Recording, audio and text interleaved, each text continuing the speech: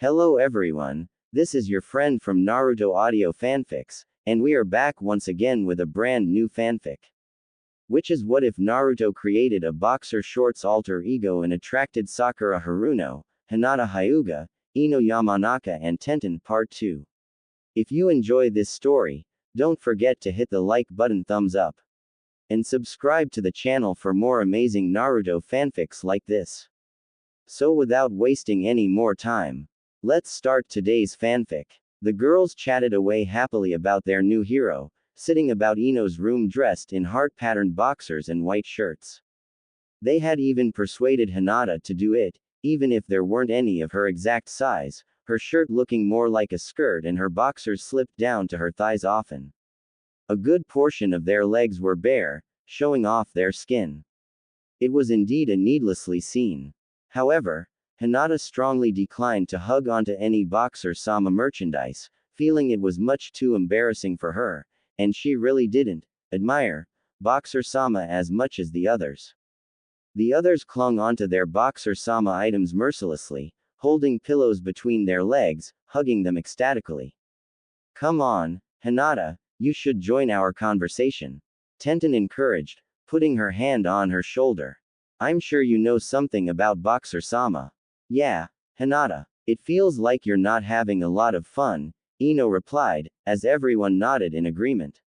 Well, Hinata blushed shyly from the attention, covering her mouth with her hands. I don't really know much. Well, do you have any questions about him, then? Sakura asked. Maybe if you knew more about him you'd be able to talk about him with us more. Hinata thought to herself for a moment. Well, there is one thing. What is it? Ask us anything, Tamari replied, slapping her chest. I'm sure that I'll be able to answer almost anything about Boxer-sama. Hinata looked up at them shyly, her milky white eyes filled with a subtle hope. Do you know who Boxer-sama really is? The other girls stared at her for a moment, unsure of how to reply. Tenten scratched her head. Well, I haven't really got much of clue. We know he's a Konoha ninja because he wears the forehead protector. And we know he's a male, Tamari added with a grin. A very male. From his body structure, he should be around our age too, Sakura calculated, remembering his manly proportions from the hot spring incident. Ino scratched her chin in thought.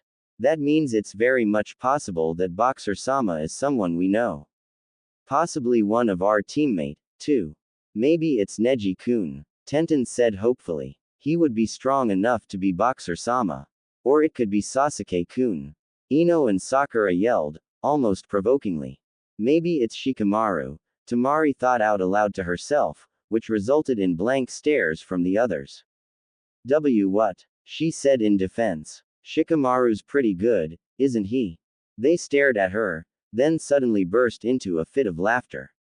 Tamari loves Shikamaru. The girls chanted playfully, causing Tamari to blush. I bloody well do not. I need someone hunky and good-looking like Boxer-sama. She huffed as the others broke into more fits of giggles, her face becoming noticeably brighter. Actually, Hinata mumbled, playing with her fingers. What if it's Naruto-kun? The other all slowly stopped laughing, and looked at Hinata curiously. Naruto, Ino replied in disbelief. Maybe in another universe. Sure. He's pretty strong, I guess, Sakura replied.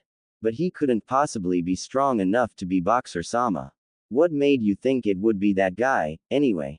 Tenten asked in wonder. Unlike in Temari's case, they didn't suspect that Hinata could have liked Naruto. Rather, they didn't believe anyone could like him. They could at least picture someone going for Shikamaru as he at least had redeeming qualities. In the girl's eyes, Naruto had none whatsoever. And nothing in particular, I guess, Hinata replied, playing with her fingers quietly. She was glad they didn't catch on to her feelings. Well, I'm putting my money on Sasuke-kun, Sakura proclaimed. That means if I make Sasuke-kun mine, then I also make Boxer-sama mine. Oh no you don't. Boxer-sama will be mine. Ino fought back. And I'll claim Sasuke to get him before you. Sasuke would have probably enjoyed having the attention back, until he found out why, at least. That means I should go for Neji-kun then. Tenten said, determination in her eyes. Neji would have probably felt just as disgraced as Sasuke. Tamari thought to herself quietly, devising ways to capture Shikamaru and make him show her his Boxer-sama look in the seclusion of a bedroom. Boxer-sama had, at first, intrigued them away from their youthful crushes. But now, the mystery of his true identity was making them wonder who Boxer-sama was in reality, and if he was actually someone they knew, or even worked with on their team. Hinata, however, returned to being sullenly quiet, her thoughts drifting. I guess I was imagining it, she thought with a sigh. Boxer-sama hopped along the roofs, following the map that Jiraiya had given him towards the district where the panty thief was at large. Unknown to Boxer-sama, it just happened to be the district where Ino's home and flower shop was located and where a certain group of girls just happened to be having a sleepover. He landed on top of one of the taller building's roofs looking around cautiously. A sudden gust of wind had him slowly sucking in for a sneeze. Ha! Ha! H-H-Chew! He yelped, snot trickling down his nose as he grabbed his arms and shivered. Mo! Walking around in underwear in this cold sucks, he moaned. However, his moaning was interrupted when he heard someone running swiftly below. He dropped to his stomach to blend in with the roof and peeked down. That must be the guy, Boxer-sama muttered. He saw a fairly tubby man, clad in black fabric and carrying something resembling a laundry basket on his back. Boxer-sama's eyes, stronger than your average due to his fox-like abilities, noticed a pink piece of clothing sticking out of the basket's lid, confirming his suspicions. The panty thief began to slow down, and Boxer-sama watched as he slowly made his way towards the front of a homely flower shop, with a lit window upstairs. The panty thief looked up eagerly, shaking in excitement. Boxer-sama rolled his eyes. I still don't see the fun in taking panties, he mumbled to himself. Why not just buy some at a shop or something if you want them so bad? Boxer-sama obviously didn't understand the pervert's undying quest for used girls' underwear. Boxer-sama stood up, remembering the snot on his face and wiping it off with the back of his hand. Well, time to take him on, he yelled, leaping down. Boxer-sama landed behind the panty thief, the street trailing off to his sides. Hey you, Boxer-sama called out, pointing at him, staring him down with his red eyes. I'm here to take you in. The pervert stopped shaking, turning around slowly.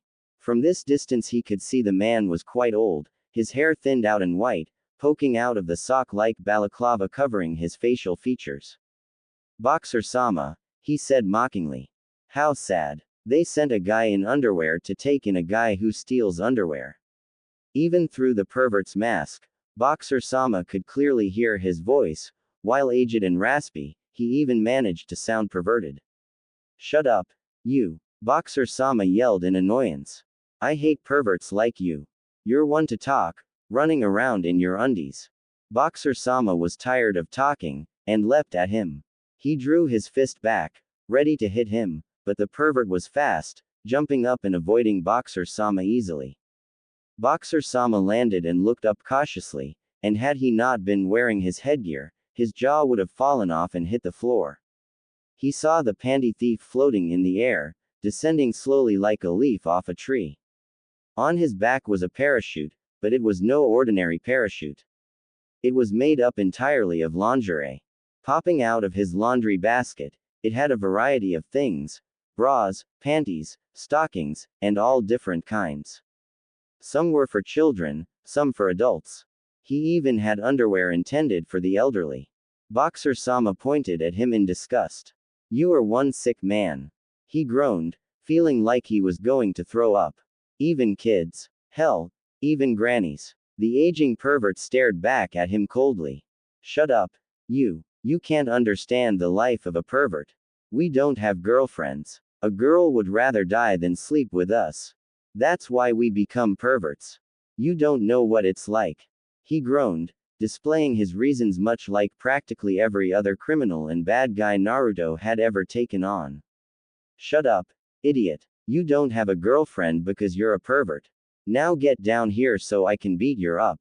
The pervert glared at him angrily. He quickly pulled apart his parachute, landing to the floor. They had now switched sides from where they had been initially. I'm going to teach you not to mess with perverts, you underwear freak. You're the underwear freak. Boxer Sama yelled back in exasperation, but he had more important things to worry about when the pervert began forming seals. Try this. The pervert yelled as he formed his final seal. Panty Shield no Jutsu. The basket on the pervert's back began to shake violently, as lingerie pieces began to fly out of it and soar into the air, controlled by chakra. They began falling around him, building up like a perverted brick wall, surrounding him. Soon, he was encased in a dome made entirely of women's undergarments. Boxer Sama couldn't help but shudder in discomfort. You can't hurt me like this. He yelled triumphantly. We'll see. Boxer Sama yelled, running at him once again. He threw a punch at the shield, his hand sinking through. Ha, your shield's not as great as you thought. Oh really? He mocked. Boxer Sama suddenly noticed that the underwear had begun to grip around his wrist tightly, locking it in place. What the? Boxer Sama punched in his other hand in an attempt to free his captured hand, but only succeeding in trapping both of them. The pervert walked up to the other side of the underwear barrier, staring at Naruto with a grin. You can't beat a pervert. Nobody can beat a pervert. The thief raised his arms, his hands glowing with chakra. Suddenly, the dome began to spin madly, bringing Boxer Sama along with it. It spun and spun, peeling Boxer Sama's legs off the ground as he spun with it. With a flick of the pervert's wrists, the underwear shield shattered, underwear flying all over the place, and sending Boxer Sama flying. He crashed hard into one of the town's walls, slumping to the ground. It's not over yet, he yelled, motioning with his hands once more. The underwear all began floating up in the air. Boxer Sama groggily blinked up at him, seeing him finish more seals. Panty Rain no Jutsu. He threw his arms down, towards Boxer Sama's direction. Moving like bullets, the miscellaneous pieces of women's wear headed in Boxer Sama's direction, crashing into him with surprising force. Smoke and debris flew in the air as Boxer Sama was pummeled deeper into the wall by bra after panty after stocking. When everything cleared, Boxer Sama was embedded into the wall in a daze. Panty Prison no Jutsu. Nearby pieces of lingerie rose once again, attaching themselves around Boxer Sama's arms, securing him in place. I'll show you my best trick before I kill you, he smirked. And then I'm going to head into that flower shop, where my pervert sense, yes, perverts do have something like this, not that I know from experience, told me there was an all-girls party going on. And I'm going to take their panties, and do this. He began to slowly rub an invisible pair of panties onto his face. And this. Then he started sniffing it in, a perverted look plastered to his face. And this. He slowly began stuffing the invisible underwear into his mouth, before Boxer Sama finally couldn't quietly watch anymore. You dirty, freaky pervert. Boxer Sama yelled with a blush. The pervert's antics were filling his mind with strange dirty things he didn't want to think about. He struggled madly, but the underwear proved too strong, holding him down easily. There were just too many panties for one man. Ah, I'm sorry, he said sarcastically, looking back at Boxer Sama. I said I'd show you my final technique. He began to form new seals once more. Panty Sword no Jutsu. Boxer Sama watched in horror and icky discomfort, as remaining pieces of underwear that weren't tasked to holding him gathered to his hand, forming a large, medieval-like broadsword. Well, other than the fact that it was made up entirely of underwear. Surprisingly, it was quite sharp. I'll send you to panty heaven, before I send you to hell. He said sadistically, as he broke into a run, raising his panty sword. Boxer Sama, ignoring the fact that he was exceptionally freaked out, thought fast, and had an idea. Just as the panty thief was about to strike, Boxer-sama kicked his feet off the back wall, flipping as though he was doing a backflip. As he did, the sword came crashing down at him. But because of his move, what would have cleaved him into two pieces instead cut him along the back. A diagonal trail of blood appeared on his back, seeping into his now ripped shirt. It wasn't lethal, but it was very deep, and Boxer-sama knew that if he didn't end this quick, the blood loss would. He cried out in pain, slumping back down to his original position in a heap, a bewildered old pervert staring at him, slightly annoyed at his resistance. "How foolish of you," the pervert scolded. "It could have been less painful if I just finished you off. But no matter, you're done now." He raised his sword once more, and Boxer-sama didn't know what else to do. He shut his eyes, bracing himself for the end. But what he heard instead, and felt, was a sudden gust of wind, blowing the pervert away, as well as blowing all the panties off his hands. He fell to the floor in surprise, wondering what had happened. That's when he turned and almost screamed out in shock. Once again, there stood the girls he knew, except this time Tamari was also there, wielding her large fan, which she obviously just used to blow the pervert away. To Boxer-sama's surprise, they were dressed in a similar fashion to himself. It turned out that they had heard the crashing noises made during their fight. Flashback. A sudden crash was heard, which, unbeknownst to them, was Boxer-sama being thrown into the wall by violent pieces of panties. "You wouldn't believe how big the rats are around here," Ino told them. "They were probably just playing outside." "Playing? That was a pretty loud bang, you know," Sakura said matter-of-factly. The other girls glared at her uncertainly. Then they heard the drum-like rhythm made by the panty bullets. The rats had too much coffee. The girls, still clad in boxers and white shirts, glared at the pervert with evil eyes. "You perverted scumbag. How dare you hurt our Boxer-sama?" Tamari yelled, pointing at him with her fan. The panty thief clambered to his feet in a rage. "You fools. I would have just stolen your laundry and be done with it. But it looks like you want to get hurt." The girls smiled at him evilly. Except Hinata, who blushed furiously and hid behind the others. "Oh, we know exactly how to deal with perverts," Sakura said, cracking her knuckles. "Ready, girls?" Other than Hinata, who was lost in the matter, the other girls nodded. They all either grabbed their boxers or their shirts. Flash no jutsu. They all suddenly flicked up or pulled down a piece of their clothing, kyaing and ayaing cutely. The girls' youth-filled, yet well-proportioned bodies, were fully exposed, their curves and build filling the eyes of the pervert. They posed in every pose known, bending over seductively and caressing themselves with moans, a variety of cute and expressions, using all their appeal to the limit. Except for Hinata, who stepped back in embarrassment, covering her eyes, but the girls didn't really expect her to do it anyway. The pervert, caught by surprise, suddenly lost his footing, his nose spurting out substantially. Boxer-sama had looked away instinctively, but even the sounds they made, when combined with his vivid imagination, turned him on, his nose bleeding slightly behind his mask. "Attack him now, Boxer-sama!" Tamari yelled, bringing him back to reality. "Ah, alright." Boxer-sama nodded, focusing his attention on the panty thief, who was in some sort of perverted daze. He clambered to his feet, running at him while forming seals. "I won't go easy on you even if you're old. I absolutely hate perverts." Kage Bunshin no Jutsu. A horde of Boxer-samas appeared, rushing at the pervert, who was too dazed and aroused to fight back, due to a pervert's biggest weakness previously being used against him. "Oh. The Boxer-sama clones yelled in unison, as they jumped at him one after the one, punching and kicking, and basically beating the crap out of him. After a minute or two of gang bashing, they disappeared, leaving the real one standing before the knocked-out pervert, his various pieces of underwear surrounding him. Boxer-sama walked over to the girls limply, but suddenly hit the ground, falling to one knee. The girls ran up to help him. "B Boxer-sama, you're back," Sakura yelled in shock. "It looks bad. You've lost a lot of blood."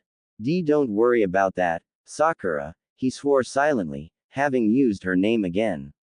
He finally decided it wouldn't matter so much if he used their names anymore, he had done it too often already. Don't worry, just call the police and get them over here. I've got to go. See you all later. Boxer-sama forced himself onto his feet, and using the last of his willpower, dragged himself away, hopping the rooftops back towards Jiraiya's place. Sakura reluctantly did as she was told, sending for police, and the other girls stood there, smiling dreamily. Ah, I finally got to see Boxer-sama. Tamari squealed. I wish he stayed back, I'd have totally thrown him down and made out with him. He's mine. Ino argued, pouting. Hey, that button everything it's connected to belongs to me. Tenten said, jumping into the fray. Hinata wasn't listening, thinking more about what she just saw. Boxer-sama used Kage Bunshin no Jutsu, but he uses Kage Bunshin too. Naruto had somehow managed to make it back to Jiraiya's hut, the bleeding slowing down with the fox's healing characteristics. However, the wound was grand, and even with the fox's powers, it would most likely leave a scar. Jiraiya hurriedly helped Naruto in, cutting Naruto's shirt off and flipping him on his stomach onto his couch. He examined the wound carefully, and after a minute sighed out. You'll be fine, Jiraiya said calmly. The fox is doing its magic as usual. You'll be back to normal in no time. But it'll probably leave a scar. Not even the fox would be able to heal that completely. Naruto began. I took care of the thief. Naruto slowly began to doze off, the blood loss and fatigue getting to him. Jiraiya sighed, and began closing the wound with a basic first aid technique he had picked up from Tsunade. He finished by bandaging Naruto's torso and wrapping him in some sheets. He carefully removed Naruto's headgear and set it on a nearby table, then sat on his favorite couch, watching Naruto with a grin. Good job, Naruto. Something in Naruto's pocket caught his eye. Jiraiya inspected it curiously, tugging at the pink fabric hanging out, causing it to fall into his hand. He raised it to his face, staring at it with an amused, red face. Oh, very good job, Naruto. He cried, hugging the panties to his face with perverted glee. Naruto's eyes perked open slowly, a yawn accompanying his stretching, until he accidentally stretched a bit too far, causing him to fall off Jiraiya's couch. He rubbed his butt in pain. Ow, he mumbled, moving into a sitting position on the floor. His head felt like it was spinning. Recently, by using the fox's energy so often and for so long, he usually woke up feeling sick and dizzy, a tired feeling coming from inside. He shot up suddenly, remembering what happened last night. Looking down at his torso, he noticed the crude bandaging across his chest and stomach, slinging over his right shoulder. Unwrapping it messily, he stood in front of Jiraiya's mirror, trying to check his back. Streaking from the top of his right shoulder down to his lower back was a fairly large scar. He fingered it curiously, causing him to flinch from the speck of pain he received. I've never had a scar before, he mumbled to himself. Guess I've never been cut this deep before. Naruto looked out the window and saw the sun. Glancing at Jiraiya's clock, he noted it was midday. Midday? Naruto thought for a moment, then yelled out in shock. I was supposed to meet Kakashi-sensei and the others for our mission at 9. Kakashi-sensei's gonna kill me. Naruto hurriedly threw on his pants and jacket, running out the door as fast as he could. Ah, crap, wrong way. Pants on your legs, Naruto. Not on your head. As Naruto disappeared towards the scheduled meeting place, Jiraiya had rushed home erratically. Naruto. We have a problem, he yelled, waving a newspaper about frantically. But when he looked around, his home was empty. This isn't good. Printed in large letters on the front page of Konoha's daily newspaper was a headline on Boxer-sama, which read, Boxer-sama takes down world-famous pervert. Clues to Boxer-sama's true identity revealed.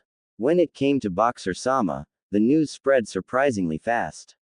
Naruto finally made it to their meeting point at the bridge, huffing and panting. The other three stared at him intently, and he thought they were probably very annoyed with him at the moment. Seeing Kakashi not having his face glued in one of his books only made him more nervous. Behind them were a few bundles of papers tied together with string. Well, you see, Naruto tried to explain, his hands flailing about nervously. Don't worry about it, Naruto, Kakashi said seriously. We have something important to talk about. Really? Okay, Naruto said, relieved he didn't have to explain himself. What's up, Naruto? Kakashi said, Sakura and Sasuke looking at Naruto intently. What did you do last night? Last night, Naruto said, gulping down anxiously. Why do you ask? He said, fidgeting. Sasuke took out the top paper of one of the bundles, raising it in front of Naruto's face. He looked at it with squinting eyes.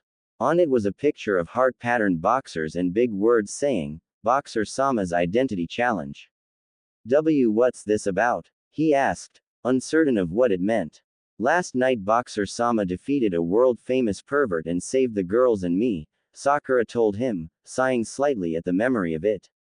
And when we told the reporters and authorities what happened, news about Boxer Sama spread even more. All the genin teams have a special mission today, Kakashi told him. First we have to put up these flyers and spread around all the information we have on Boxer Sama. Then we are to go out and check anyone who could possibly be Boxer Sama. Naruto stiffened in surprise. That doesn't sound too good, they couldn't have a lot of info on me though, right? They won't think it's me, right? Kakashi pointed at two of the clues on the flyer. These 2 points are the most evident. Boxer Sama is capable of using Kage Bunshin no Jutsu, and Boxer Sama may be carrying a wound or scar on his back. Naruto gasped slightly, nervously loosening his collar. Really? That'll really make it easier to find him then. He said, his voice shaky. Anyway, I thought it would be a good idea to check both you and Sasuke before we head off. In fact, I was just about to check Sasuke. I already told you, I'm not him, Sasuke grumbled, refusing to let Kakashi near him. He wasn't comfortable with a guy asking to see him, even if it was only his back. I just want to kill that weirdo. It's okay Sasuke, I know you have to keep it a secret. Sakura said with glee. I already worked out last night that you're really Boxer Sama. You're so amazing, Sasuke. I told you, I'm not him. Sasuke almost shouted, feeling grouchier than ever. When Sakura began making her unwanted approaches once again, Sasuke had thought th5 at she finally gave up on Boxer Sama. However, when he found out she thought he was Boxer Sama, he was, to say the least, annoyed. But Sasuke, I never knew you could use Kage Bunshin no Jutsu. It's so surprising. And when I saw his red eyes, it must have been your Sharingan. Sakura said with amazement. Indeed, I am also surprised, Kakashi said, eyeing him with an aura of killing intent. I never thought you were the one who I'd have to kill. Why you have to kill Boxer Sama? Naruto said, suddenly feeling sweaty. Is someone giving you a mission to kill Boxer Sama? Kakashi didn't take his eye off Sasuke as he replied. I have my own reasons for wanting him dead, but Hokage-sama prepared this mission herself. She really wants to find the real Boxer Sama, among other people, he said, remembering the maniacal desire she had shown in their meeting. Anyway, if you aren't him, you have nothing against me checking your back, do you? Sasuke grumbled in annoyance. Fine, I have nothing to hide, he said, as he pulled the back of his shirt up. Sakura eagerly ran up to check in Kakashi's place, feeling that there would certainly be a mark of some sort. Sasuke stood with his shirt up in annoyance. Well, are you satisfied yet, or do you want me to take my pants off now? Well, I guess it isn't Sasuke, Kakashi said, returning to his usual cheery self. That's good. It wouldn't be nice to have to kill my student. Sakura on the other hand wasn't taking it as well. What? You're not really Boxer Sama. Of course not, you annoying girl, Sasuke said, flaring in anger. I would rather die than become that insane flasher, he said flatly, devastating Sakura. However, she did recover fairly quickly, immediately losing all interest in Sasuke once again. Doesn't matter. I'll just search out on my own and find out who Boxer Sama really is. I'll check absolutely, positively everyone in this village, she announced with determination, managing to make Naruto even more nervous than he already was. Something told him everyone was going to be like this. Well, shall I check you now, Naruto? Kakashi said, making it sound more like an order. You do, after all, use Kage Bunshin, making you one of the more likely suspects. Sakura glared at Kakashi. Naruto. Yeah, right. There is no way in the world that Boxer Sama is Naruto. Naruto felt slightly hurt at this comment, Sakura still thinking he was weak, but was, for once, grateful to have someone taking their attention off him. Oh, of course it isn't me, Kakashi-sensei. How could it possibly be me? Naruto agreed reassuringly. Of course, I also don't believe it's you, Kakashi said, making Naruto feel more heartbroken. After all, you don't have red eyes. But I thought if I check you then at least I can tell everyone it isn't you and save them the trouble. Naruto was sweating erratically, resisting the urge to back away. Kakashi began to walk up to him slowly, raising his hands up. Come on Naruto, turn around, he ordered, his hands moments away from Naruto's jacket. Kakashi, my hip rival. Naruto never thought the day would come, but for once he was glad to hear the voice of the strange, self-proclaimed rival of Kakashi as he bounded enthusiastically in their direction. Naruto turned and noticed that he was accompanied by his team, Neji, Tenten, and of course Lee. Guy was clad in his usual green suit, and his team managed to convince him that if he wore his boxer shorts outside of his gym, he would be labeled hip, and Kakashi wouldn't be a fitting rival for him anymore. And thus, Guy was tricked into keeping his boxer shorts at the gym, where hopefully nobody else would ever have to see the horror. Ah, Guy, how goes the flyer posting? Kakashi said, taking his attention off Naruto, who sighed in relief. It is excellent as always. My team and I have already posted more than 200 flyers all around Konoha. Guy proclaimed with a pose. More like you forced us to run around and post them while you yelled at us to be irrationally exuberant. Neji murmured, rolling his eyes. So how many have you posted, Kakashi, my rival? Guy challenged, pointing at him dramatically. Kakashi took the flyer out of Sasuke's hand, and effortlessly stuck it onto the railing of the bridge. That's one, Kakashi told Guy, holding up a finger to emphasize his point. Guy flared out in dramatic surprise. Uoo. As usual you are full of stylish, hip, surprises. You are indeed the only one worthy to be called my rival. Guy looked at Kakashi intently, who was staring out quietly. Guy inspected further, waving his hand in front of his face and poking him in the cheek. Uoo. You're asleep and not listening to me. What a unique new world reaction.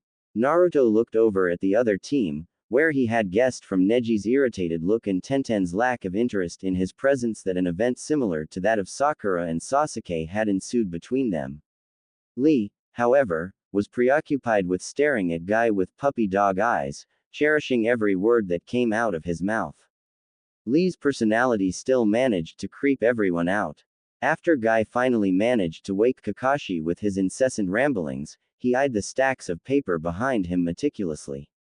Kakashi, I believe it's time for another duel.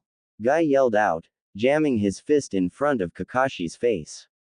I'm in the middle of something right now. And besides, we just had a duel yesterday, Kakashi stated. Exactly. 24 hours is much too long. My passionate body is crying for a duel with my greatest rival.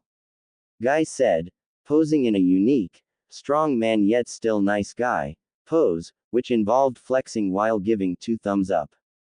And I'm assuming I can't say no. Kakashi said, but already knew the answer. Okay, I guess we can have one. It's your turn to pick, right? Indeed. And I have the perfect idea. Guy picked up 2 piles of flyers, handing one of them to Kakashi. Let us see who can post up the most of these within 1 hour. Kakashi just looked at Guy with a bored face. Sure, whatever. Guy flared up with excitement. Excellent. We will meet back here in exactly 1 hour. He looked at the students that were standing around watching them. I suppose we should have our teams combine and work together while we are absent. Sure. Sasuke, Sakura, Naruto, Kakashi said, getting their attention. Go with Guy's team and post more flyers around, and then start searching everyone you can. We'll come back for you in an hour. Within moments, the 2 Junins were leaping away, flyers sticking onto everything they could reach, as they disappeared into the distance, leaving the 6 Genins to finish their mission on their own. HMPH, I guess they really did send all the teams to find Boxer-sama, Sasuke mumbled. Whatever. When I find out who he is, I'm going to take him down. I believe that's my line, Neji said, his eyes showing his rage. That boxer shorts guy made a fool of me in front of my family. I will kill him and regain my honor. Sasuke and Neji glared at each other menacingly, speaking with their angst voices. I will kill him. No, I will kill him. It will be me. He will die by my hand. It was an almighty angst-filled battle for the death of Boxer-sama. By now, Naruto was probably going crazy with fear for his life. I am so screwed. I don't know what you guys don't like about him. Sakura said in Boxer-sama's defense. He's been running around saving people, and what have you guys done? That's right. Tenten joined in. He stopped that pervert and saved us, even though he got hurt badly. That guy is just some moron in the. Sasuke yelled back. He deserves to die. The 4 of them broke into a massive argument, yelling and screaming relentlessly. Even Sasuke and Neji, known as 2 of the few that could keep a cool head, were in a fit of rage, screaming and yelling obscenely. Naruto was genuinely surprised that girls that once idolized the 2 boys were now arguing with them with such intensity. He felt partly responsible for it, since he was, after all, the real Boxer-sama. Hey, you guys! Naruto yelled, waving his arms about. This isn't something you have to fight about, you know. Keep out of this, idiot. Sasuke yelled at him. This doesn't concern you. Naruto twitched in annoyance. Oi, it concerns me now. He yelled back icily. Naruto's slightly more serious tone caught their attention. I don't know how you all ended up arguing, but you 2 shouldn't be fighting with the girls. You don't understand anything, Uzumaki. Neji scoffed at him. You don't know what it's like to be undermined by someone. To be overshadowed. To have nobody recognizing that you are strong. And some weirdo in underwear is the one outdoing us. How can you be the one to tell us off? Naruto snapped uncharacteristically, Neji's words pissing him off. I have every right to be the one telling you 2 idiots off. I have more right than anyone in this whole village to stop you all from fighting each other. The girls looked at Naruto, surprised by his outbreak. I know damn well what it's like. If you've got the time to bitch about Boxer-sama, why don't you just become stronger and challenge him or something, rather than taking it out on other people? I hate people who can do nothing but whine about everything. If you guys want attention, why don't you try earning it on your own? They all stared at Naruto at a loss for words. Neji and Sasuke had nothing to counteract that with. They bit their lips in annoyance. Whatever, Uzumaki, Neji groaned. Let's just get our mission over with. HMPH, Sasuke muttered after him. It's not like I want attention, idiot, he mumbled quietly. Naruto, Tenten was very much surprised by Naruto. Sakura at least had an idea of Naruto's hardships, but Tenten knew next to nothing about him. She just knew nobody liked him, so instinctively thought she didn't like him either. His recent speech, however, did entice Tenten's curiosity. She had never heard Naruto speak with such passionate emotion before. Naruto took a deep breath in an attempt to calm back down. I'm going to wash my face down by the river. When I get back, I'm going to pretend that fight didn't happen, and I want you guys to do the same. Go ahead of me if you want, It's not like I'm not used to running after someone's back, something you two obviously suck at. Naruto headed for the stream, walking away from the bridge because he wanted to be apart from them while he calmed down. Finding a nice, shady area that had tall, large trees blocking out the sun, he bent down and washed his face in the water, the coolness helping to calm his heated temper. I think I went too far, Naruto said, splashing some water into his hair, soaking it out. Then something in his head clicked, and he moaned again. I told them to challenge Boxer Sama. What am I, stupid? Naruto scooped some water, rubbing it behind his ears. He sighed loudly. Man, I screw up too much. Even with all the water, he still felt angry inside. Naruto glanced around suspiciously for anyone nearby. After confirming that nobody seemed to be around, he stepped onto the water, doing as Jiraiya had taught him. He walked effortlessly to the center of the river, closing his eyes. After a short moment of silence, his eyes shot open again, his intense rage shone completely in his deep red eyes. He threw his right hand up with a powerful cry, thrusting his hand into the water, putting all of his anger and annoyance into it. The water splashed up loudly, creating a geyser-like wall of water around Naruto. He punched with such immense strength that for a moment the water looked as though it was frozen in its place, an impossible tower of liquid. The water collapsed after a few moments, Naruto hardly drenched, his force impacting all the droplets of water away from him. He had in fact dried up his hair and face in the process. Kya! A sudden cry caught Naruto's attention, and he looked up in surprise to see a strange yet familiar person falling towards him.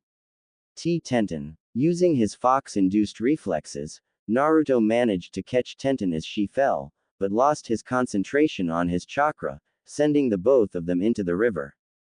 Luckily it was only roughly knee-deep.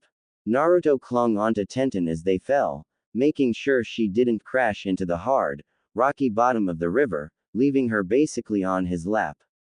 The two of them sat there, soaking. Tenten, what are you doing falling out of the sky? Are you okay? Naruto asked in a hurry, worried. Tenten, however, was more concerned about sitting on Naruto's lap. She jumped up hurriedly, rising to her feet. Well, the thing is, I was sent back to come get you. Yeah, she lied hurriedly, extending her hand to pull Naruto to his feet. She had in fact come of her own will, telling the others to leave ahead of her. I just tripped off the tree up there while looking for you. Ah, okay, Naruto replied cheerfully, feeling much better after he relieved his stress with his punch. He gladly took her hand, not noticing the slight blush on her face. She helped Naruto to his feet, leaving him standing quite close to her. Tenten looked up at his eyes, and noticed something. Naruto, why your eyes are? She hesitated, thinking her eyes were playing tricks on her. Aren't your eyes normally blue? Huh. Naruto turned around and looked at his reflection in the water and almost yelled out. His eyes were still red with the power of the demonic fox. He shut his eyes tight, hurriedly erasing all traces of the fox's chakra. Hey, are you okay? Tenten asked curiously. Why yeah, I'm looking at my reflection, and my eyes, he turned back to her, looking at her with his blue eyes. Look like they always do. Don't they? Tenten looked at him in wonder, then shrugged. Why yeah, of course. I'm sure his eyes were red just then. My eyes are too sharp to be wrong. They said Boxer Sama could use Kage Bunshin and had red eyes, so does Na. Hey, hello, Naruto called out, snapping Tenten out of her thoughts. She looked up to see Naruto had already gotten out of the water. We going or what? I'll be there in a sec. She called, running after him. They strolled down the streets looking for the others, who had told Tenten the general area they'd be around in. Tenten turned to Naruto to ask him something that had begun to bug her. Hey, Naruto, Tenten asked. When you stopped Sasuke and Neji from fighting with Sakura and I, what did you mean you had more right than anyone else? Naruto, in surprise, glanced at Tenten. He thought for a minute, then looked at her with a huge grin. Sorry, I don't remember anything about a fight happening. I have no idea what you're talking about. Tenten looked at Naruto in bemusement, and burst out in laughter. Oh oi, what's so funny? Oi, Tenten didn't answer, she just kept laughing. Naruto's actually a pretty interesting guy. There you two are. Tenten's laughter broke off at the sound of Kakashi's voice from behind them. They turned around to see that all the genin teams and their junins had gathered together. Gaara and his siblings were also there, who were apparently tagging along, Gaara and Tamari wanting to find Boxer-sama, and Kankuro scared of what they'd do to him if he didn't agree to go with them. The only missing one was Guy. How come everyone's gathered together? Naruto asked, feeling somewhat nervous. Kakashi answered him, well, Guy and I finished our duel, and he's gone to eat 10,000 rice dumplings in one go. As for everyone gathering together, we thought it'd be best to get all you guys out of the way first. We've all been checked already, Kiba spat out. I still think it's offensive for someone to think I'm that whacked out boxer guy. All of you have been checked. Naruto gulped, instantly looking around for any quick escapes. Well, I'll see you guys later. I'm starting to feel really hungry. Hold on, Naruto, Kakashi called. I have to check you out first so I can cross you off the list. See, come on, you know it's not me. Naruto said defensively. Everyone murmured in agreement, save Hinata, who looked at him curiously.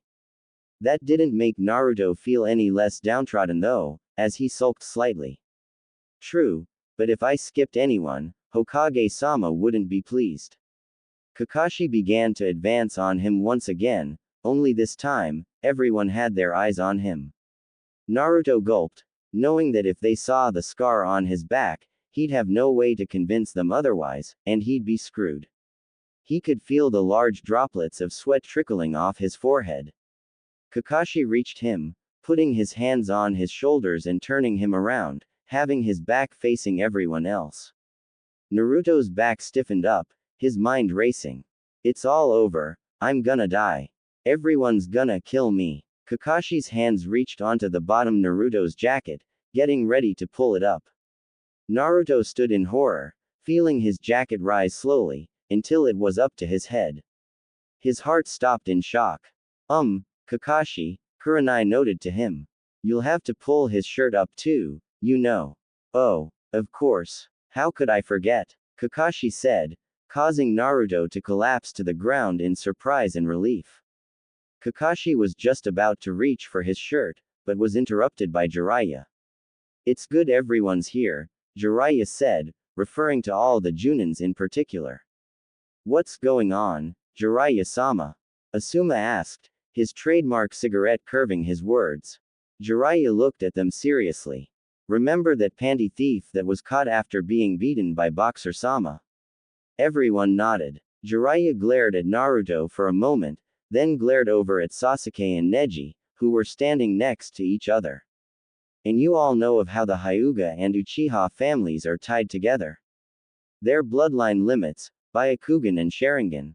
Kurenai answered. Yes, well, Jiraiya was still looking at both Sasuke and Neji.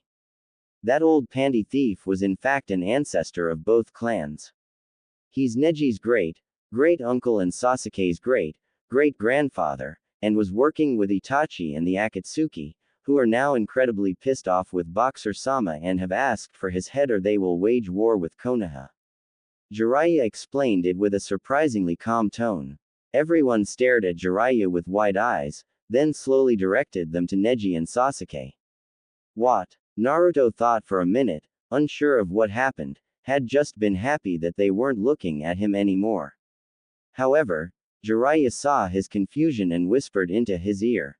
That means now Akatsuki, like every other male in Konoha, wants to kill you, Boxer-sama. Oh, Naruto said, nodding his head in comprehension until he realized that it was a bad thing. What? Kakashi stood in front of his favorite shop after another mission well done with his young genins. At least he called it standing. Passerbys would describe more like he was making out with the glass display of the adult bookshop.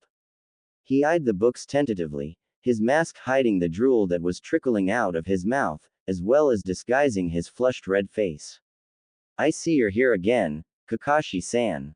The storekeeper had popped outside for fresh air, and was not overly surprised to see his number one customer fogging up his window. While he wasn't a fan of wiping Kakashi's stains and cheek marks off the glass, he was fond of Kakashi's insatiable needs for Jiraiya's explicit works. Konnichiwa. Kakashi greeted heartily, his eye aflutter. How's business, Henta-san? Henta, first name E, scratched his head with a grin. Not too bad at all. You wouldn't believe the number of perverts around Konoha. Still, thanks to them I've got a booming business. He said with a bellow of laughter. Has that order I asked for come in yet? Kakashi asked with anticipation. Henta thought for a moment while Kakashi eyed him hopefully. Ah, he clicked his fingers. It did indeed. The package just arrived this morning. Why don't you come in and I'll get it for you? Kakashi leapt in the air girlishly with a triumphant, why, and skipped in after Henta.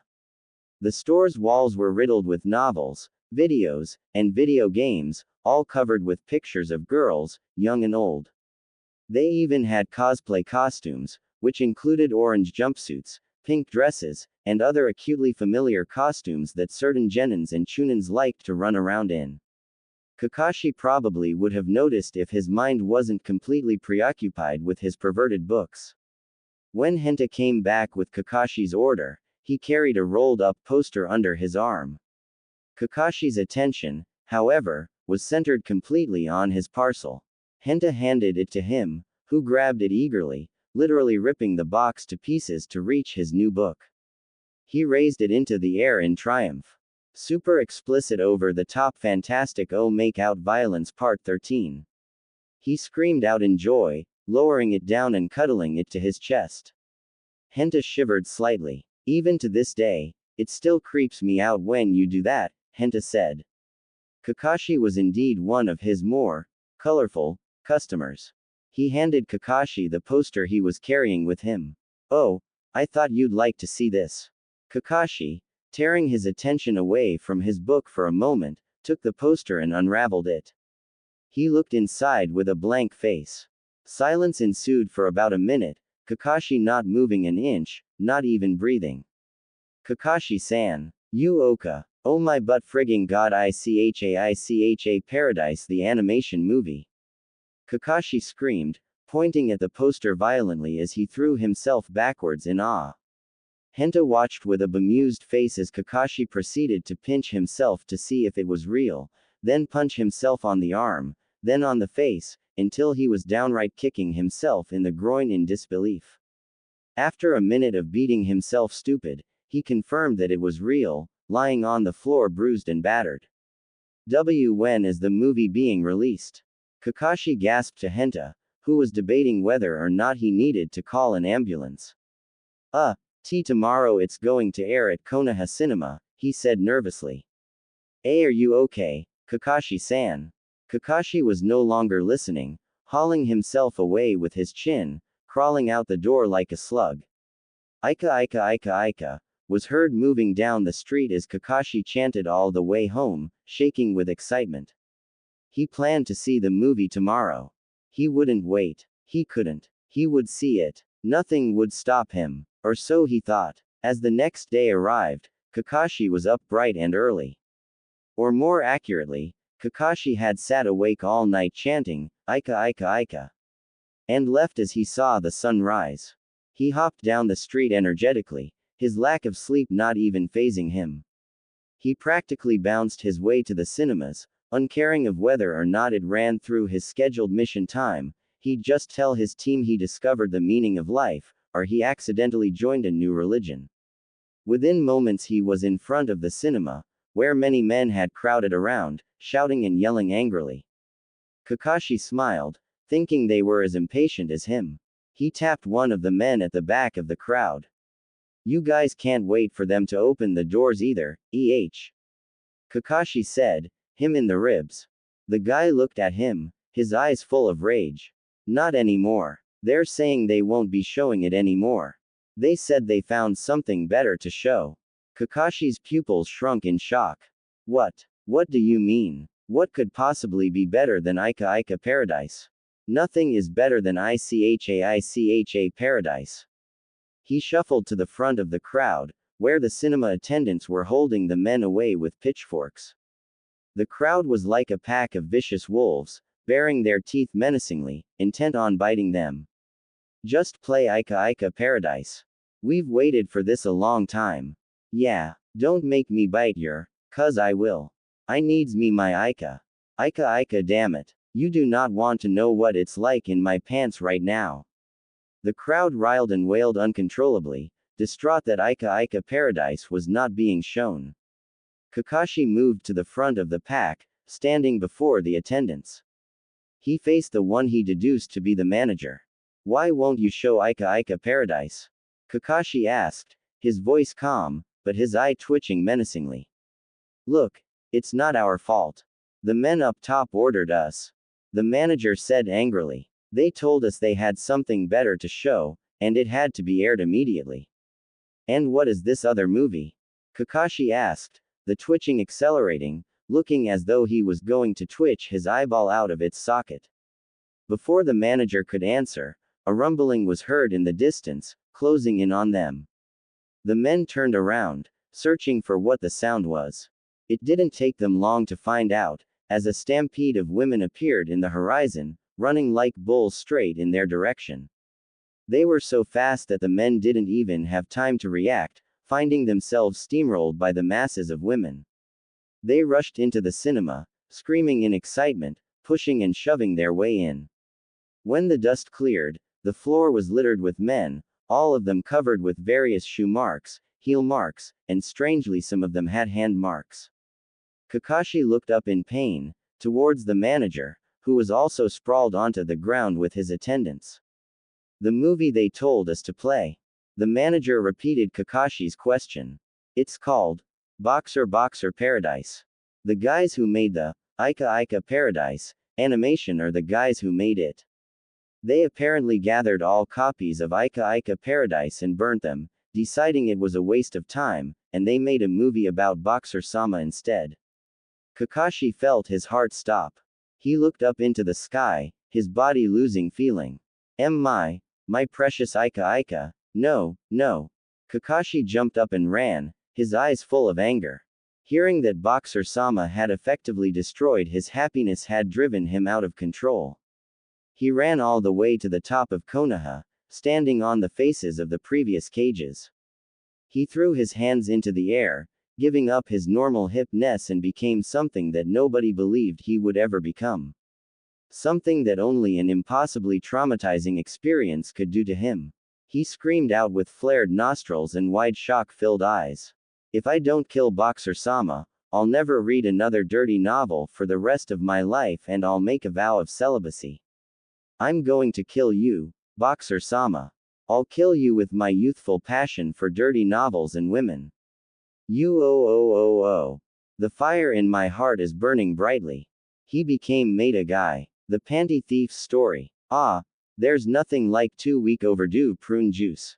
The time really brings out the pruny flavors. Grandpa Uchiha sipped his prune-expired fruit juice peacefully, old oriental music playing from his equally old radio. Once upon a time, Grandpa Uchiha was possibly the strongest ninja in history, being the first to inherit the Sharingan bloodline limit from the Hyuga clan. His Sharingan was extremely powerful, sporting an incredible 4 dots in each eye, something no other Uchiha or owner of the Sharingan has ever had. However, he had a nasty reputation as an uncontrollable pervert, which was influenced unto him by his brother, who happened to be the great-grandfather of Hyuga Neji. As if that wasn't bad enough, he would only ever use his Sharingan for peeping on girls and using his mind-controlling abilities for his own erotic purposes. While Grandpa Hyuga was much more capable of suppressing his perverted desires, Grandpa Uchiha wasn't quite as held back. He stole panties and underwear from every woman he could find, even ones related to him. It was rumored he had even stolen underwear from men a few times. Eventually, the Hyugas decided to exile him from the Hyuga family, which resulted in him leaving to start the Uchiha clan, which he hoped would become a clan of the greatest perverts. However, Uchihas that came after him cleverly decided that it would be best to leave him out of the official family tree and hide their true origins from the world. Grandpa Uchiha looked down at his juice packet, tapping it curiously. Ah, darn, I'm all out of prune juice. He got up slowly, where it was revealed that he was sitting on a chair made entirely out of women's undergarments. In fact, a lot of his furniture was structured from underwear, from his tables and chairs to his mattresses and pillows. It was like a perverted version of the gingerbread house in Hansel and Gretel. Grandpa Uchiha was the world's only practitioner as well as founder of the mystical and estranged Panty no Jutsu. He slipped on his sandals, molded out of black lacy underwear, and stepped out into the street, intent on heading for his nearest convenience store to buy more prune juice. However, he stopped when he noticed his neighborhood mailwoman placing mail in his slot. He whistled to her playfully, cheekily rubbing his nipples. When the mailwoman saw him, she screamed, running off as fast as she could, grabbing her mouth in horror. Grandpa Uchiha scratched his head curiously. I guess girls today aren't turned on by the old nipple rub anymore. Kids these days, he said with a sigh, picking up his mail and running through it. Let's see. Hate mail, junk mail, hate mail. Grandpa Uchiha apparently received plenty of complaints, as well as the odd death threat or two, from suspicious fathers and husbands. Hate mail, oh, my monthly copy of Kunoichi's Gone Wild. Yum yum, he said happily, licking his lips. He sifted through the remaining letters until one in particular caught his eye. This is from Itachi, my good old great-grandson. I wonder how he's been with the other Uchihas. Apparently, Grandpa hadn't visited home in a while, and was unaware of Itachi's slaughtering, which happened days after he left. Ironically, he did play a hand in Itachi's doing so. Flashback. Hey, grandfather, Itachi said monotonously. I've been reading a certain something recently.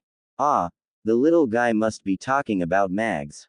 Grandpa Uchiha thought smugly. I completely understand what you're talking about, Itachi. Itachi looked at him with a slightly surprised expression. His grandpa had somehow known that he was talking about the secrets of the Sharingan, and the texts telling him of how to unlock its full potential. How did you know, grandfather? I could see it in your eyes. He reassured his icy great-grandson. I always wondered how long it would take you to notice. After all, I've seen amazing potential in you to become something incredible. Really? Itachi asked in shock. Then that means you agree that I should do it. Haha. You sure are in a rush, aren't you? Grandpa Uchiha joked. By all means. You're young and vibrant. It's always good to start young, I say. After all, I think I did it when I was your age too. Itachi looked at his grandpa wondrously.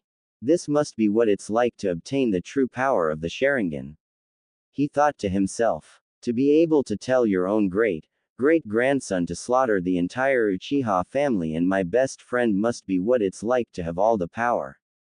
That's incredible. But when you start, please, just leave that little brother of yours out of it, Grandpa Uchiha warned him. He's not ready yet, and someday he'll become quite great himself. He just needs a few years.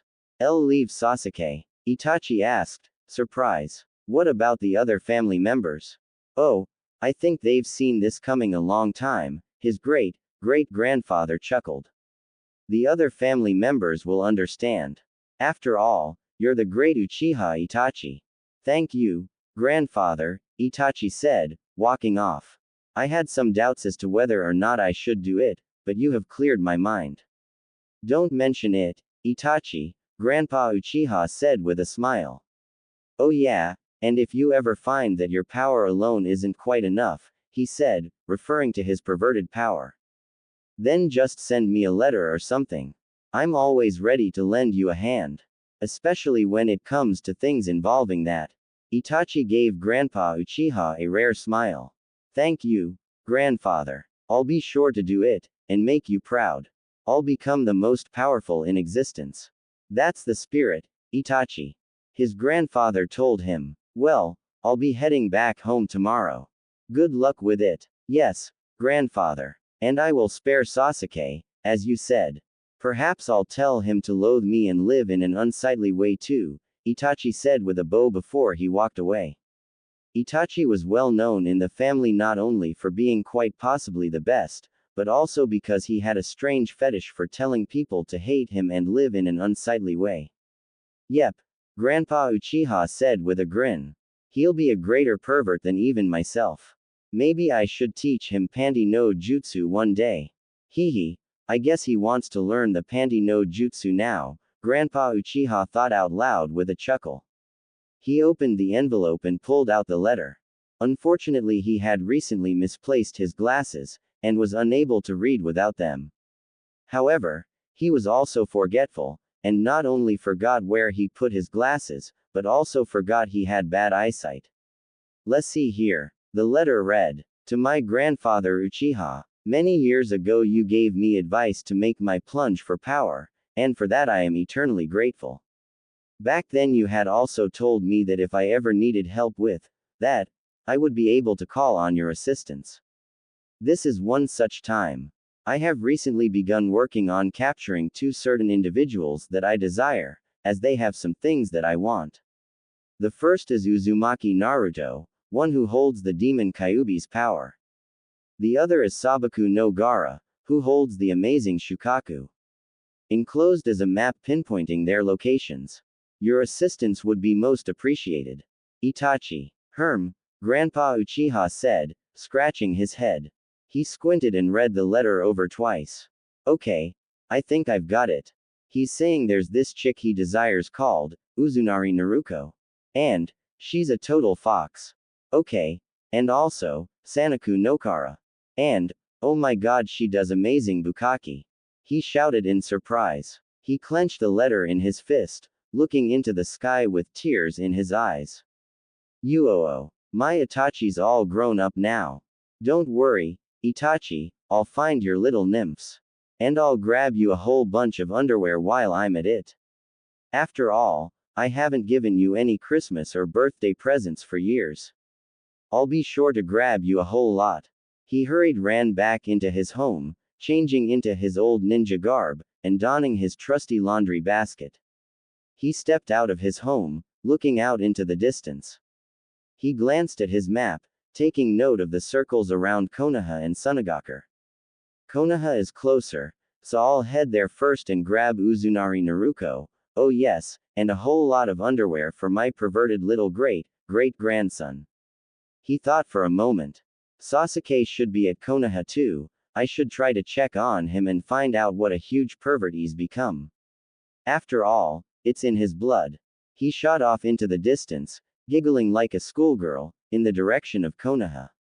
Itachi and the Akatsuki's story. You have to loathe me, despise me, and live in an unsightly manner. Itachi taunted relentlessly. If you want to avenge the death of your family, then kill me. Live and find power. Become stronger than me. Itachi, Kisame said, somewhat nervously. I can understand when you did that to Sasuke, but do you really have to do it to every living creature you can? This is like the 12th time I've caught you screwing around with your corny, despise me, shtick this week. Itachi was caught once again by Kisame, this time holding a mouse in his hand, which looked frightened out of its wits, and numerous bodies of mice were scattered about him. He looked at Kisame with his usual dead eyes. Kisame, I don't ask about the fact that you have gills, so don't ask about my hobbies, he said icily. He let his eyes return to the mouse. Prepare yourself, foolish little mouse, as I make you witness me killing your family over and over again. Tsukuyomi. God, he's using it on a mouse now, Kisame mumbled in frustration. Seriously, Itachi, when I saw you use it on other ninja, it was pretty cool and evil, and that time you used it on that dog and made it scared of cats was kind of funny, but really, it's just weird now. Itachi wasn't listening, too busy enjoying his torture session with the poor mouse. However, after a minute, he felt exhausted, his chakra feeling depleted. Kisame, I grow weary. Finish it off before he can attack me. Hurry, use your sword. Kisame stared at Itachi with furrowed eyebrows. Itachi, it's a mouse. I am not going to unwrap my sword for a puny mouse. You have no clue how long it takes me to wrap this mother of a sword. I don't care, Itachi said with a kind of evil childishness. Just do it. It will amuse me greatly. Everything amuses you greatly. Your breakfast amuses you. Hell, I think I saw you try to use your Sharingan on your breakfast while taunting it to despise you for eating its family. Itachi eyed Kisame with his dark eyes. Kisame, maybe it's about time I met your family. For the last time, Itachi, I'm not letting you meet my family, Kisame said with a sigh. You'll kill them all and tell me to loathe you and live in an unsightly way and all that. Number I won't, Itachi lied obviously, Kisame noticing that he was trembling with excitement. Kisame tried to get him off the subject. Let's just concentrate on getting the Kyuubi and Shukaku. You said you sent your grandfather to get them. Yes, Itachi replied. He told me of how he gained immense power the same way I did. I've never had the chance to see him use it, but I'm sure his power is unbeatable. As though on cue, one of their spies happened to burst in at that point. Itachi-sama, your grandfather was arrested last night. What? Kisame yelled in shock. I thought your grandfather was meant to be the greatest Uchiha. Itachi's face didn't show it, but he was equally as shocked. How was he captured? There is a super ninja in Konoha. The spy told him. He's rumored to be more powerful than all the cages put together. Impossible, Kisame shouted. How can anyone be stronger than all the cages? It doesn't matter, Itachi replied. We shall declare war on Konoha unless they give us the head of this boxer-sama. The spy and Kisame looked at him blankly. Itachi, Kisame began. There's really only 9 of us in a handful of spies. And the spies aren't that strong, most of them are around a genin's level of ability. We can't really have a war with them. Besides, the other members are pretty lazy most of the time, and I doubt they could give a damn about your gramps. Just finding a reason not to involve the members I don't know, aren't I? Kisame, shut up, Itachi replied monotonously. We will declare war on them if they don't give us Boxer-sama. But, war. We don't. War. War. Kisame sighed, knowing that he could not sway Itachi's mind. Okay, we'll declare war on them if they don't get rid of Boxer-sama. Excellent, Itachi said, then looked over at the other spy, feeling his urges kicking in. Why yes, sir. Is there something you need? Sort of. Does your family live on the way to Konoha? Naruto and the others sat outside Tsunade's office building while their superiors were in a meeting to discuss what they would do about the Boxer-sama incident. Everyone was quiet in thought at the time, some of them worried, and of course some of them hopeful that Boxer-sama would finally die.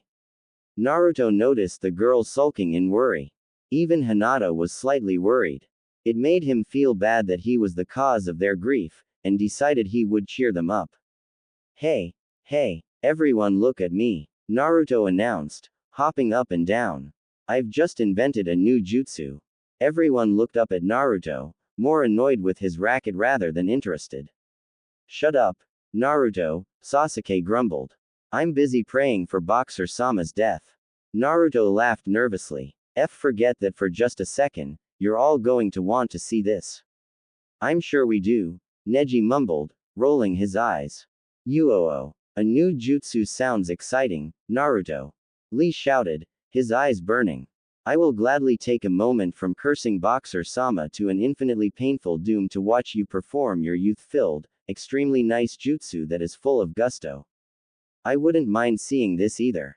Tenten said with an encouraging smile, staring at Naruto intently. PFT. Tenten, are you serious?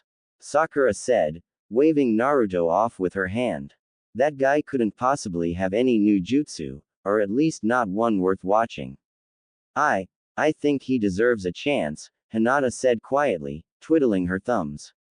Naruto smiled, giving a nice guy pose to them. Trust me, You'll all love it. Naruto began forming a bunch of incredibly complicated looking seals. Yet, unknown to the others, Naruto was clumsily making up hand signals, hoping he would somehow make up an amazing jutsu.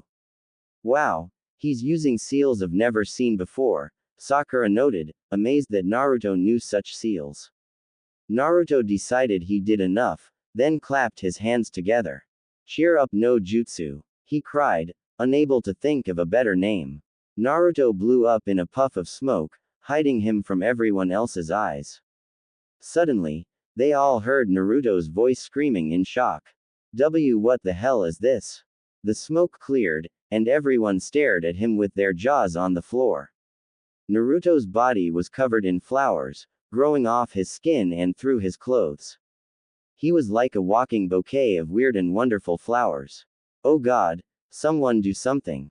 He yelled in panic, running around in circles. Sasuke huffed in annoyance. Try deactivating it, idiot. Naruto hurriedly tried to work out the seal to release it, his hands fluttering through numerous seals. Until he accidentally formed a self-explosion seal. I have no idea if that exists, but it does now. Naruto blew up in flames, smoke screening his figure as he yelled in surprise.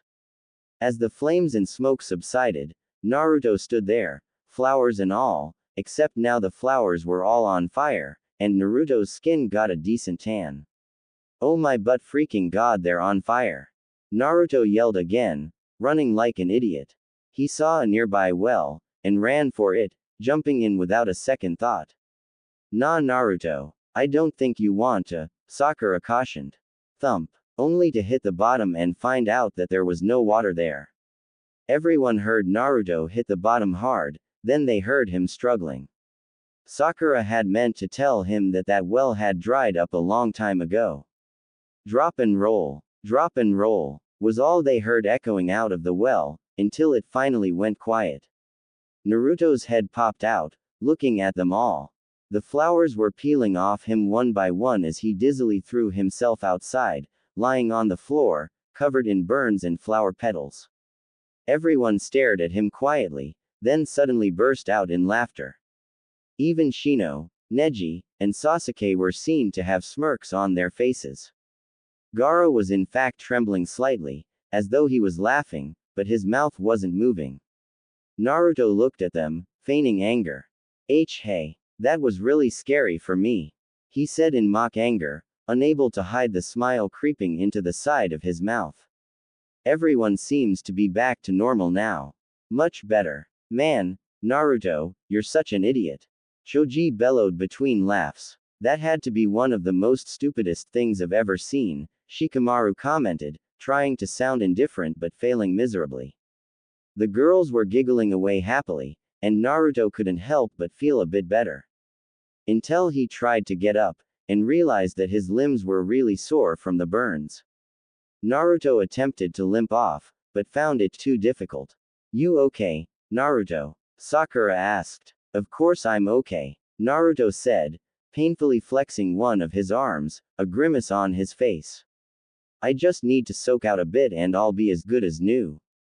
After watching his attempts to scamper off fail once again, Ino stepped to his side and pulled his arm over her shoulder, surprising everyone, Naruto especially. Ino, Naruto said with a tone of surprise. Why you don't have to help me, you know.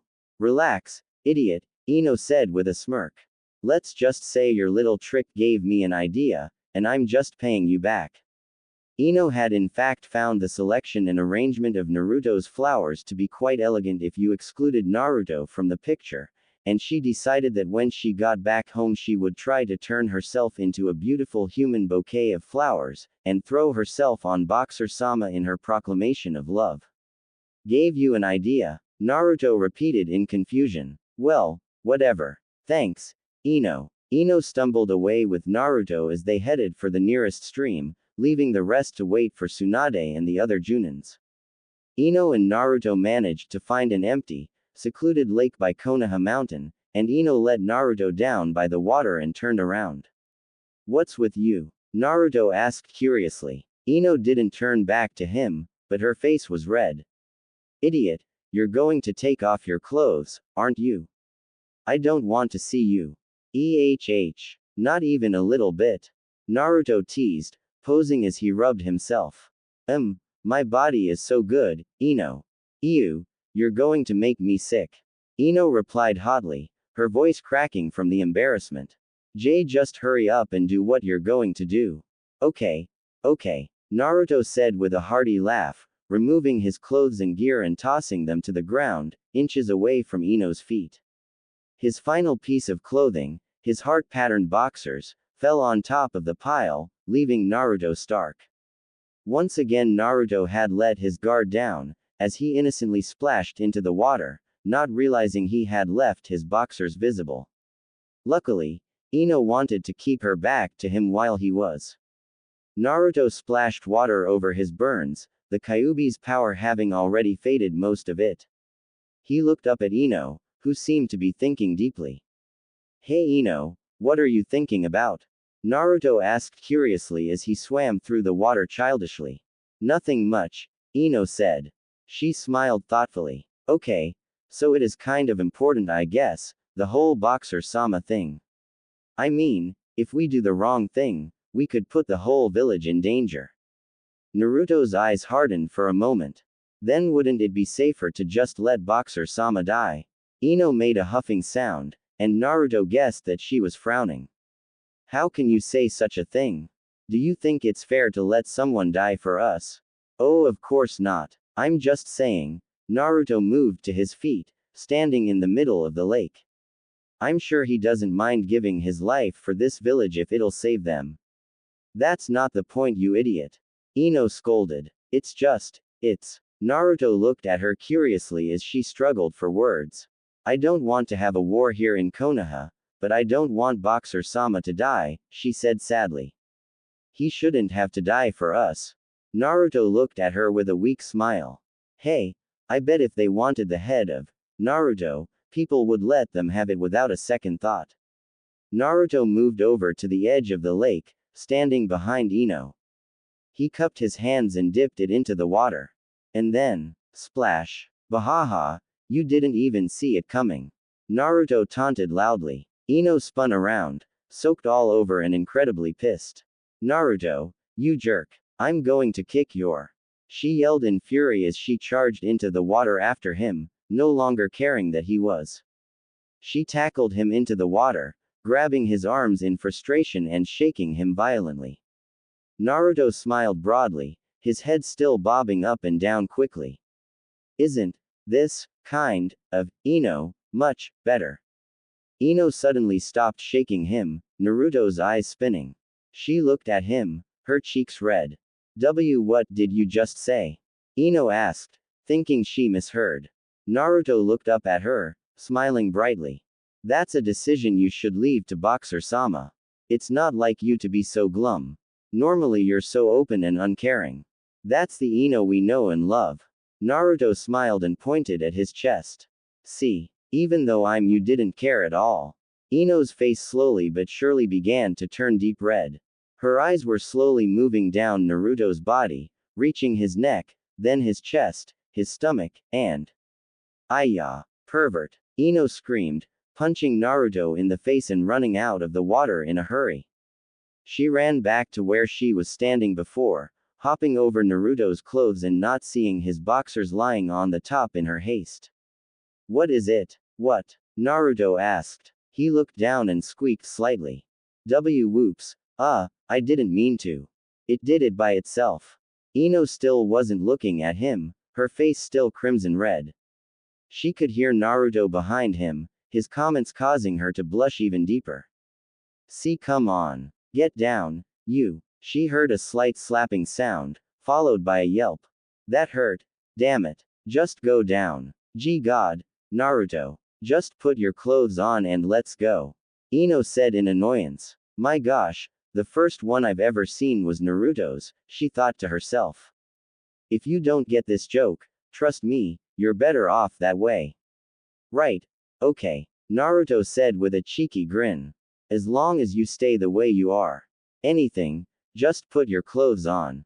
Ino said angrily. But what Naruto didn't see was the smile that rose onto her face. Naruto stepped out and began to put on his boxers, clumsily trying his best to do it while standing. This turned out to be a bad idea, as just as he managed to pull them up properly, he tripped, landing face first into Ino's surprisingly soft, petite butt. Ino yelped in surprise as the two crashed to the ground, Naruto's head still on top of Ino's buns. Naruto. She stuttered frantically. Wow, what's this soft thing my head landed on? Naruto wondered, his eyes closed wonderingly as he rubbed it with his hand. Ino moaned quietly, surprised by the sensation on her behind. Then Naruto began to pinch it curiously, causing Ino to moan slightly louder. Nah, Naruto, stop, what's wrong with you, Ino? Naruto asked, finally opening his eyes to look at her. He looked down at his hand, noticing it pinching Ino's butt cheek tightly. He shouted in surprise, crawling away from her hurriedly. Sorry, accident, I swear. Ino looked up at him with an embarrassed and slightly peeved face, but it changed dramatically when her eyes fell down to his shorts. She gasped, raising her hand to her mouth. Naruto looked down at his boxers, then back up at Ino, gulping in despair. Crap, how do I talk my way out of this one? Naruto thought to himself frantically. Naruto, those boxers are. Ino gasped for words, staring incredulously at Naruto. He couldn't be, but he's wearing the boxers. What else could it mean? Naruto hurriedly jumped up and moved quick as lightning, grabbed his clothes, and pulling his pants on quickly. He jumped up and stood in front of Ino, thinking of how to explain. So, what did you think of my, make you think I'm wearing boxers when I'm not really no jutsu? Naruto blurted out, thinking of the first excuse to come to his head. I made it up along with the Uzumaki no jutsu. Yeah, that's what I did. Really? Ino stuttered. She looked at him curiously. For a second there, I thought you were. No, Naruto yelled out, crossing his arms into an X. I'm not. It was just an illusion technique.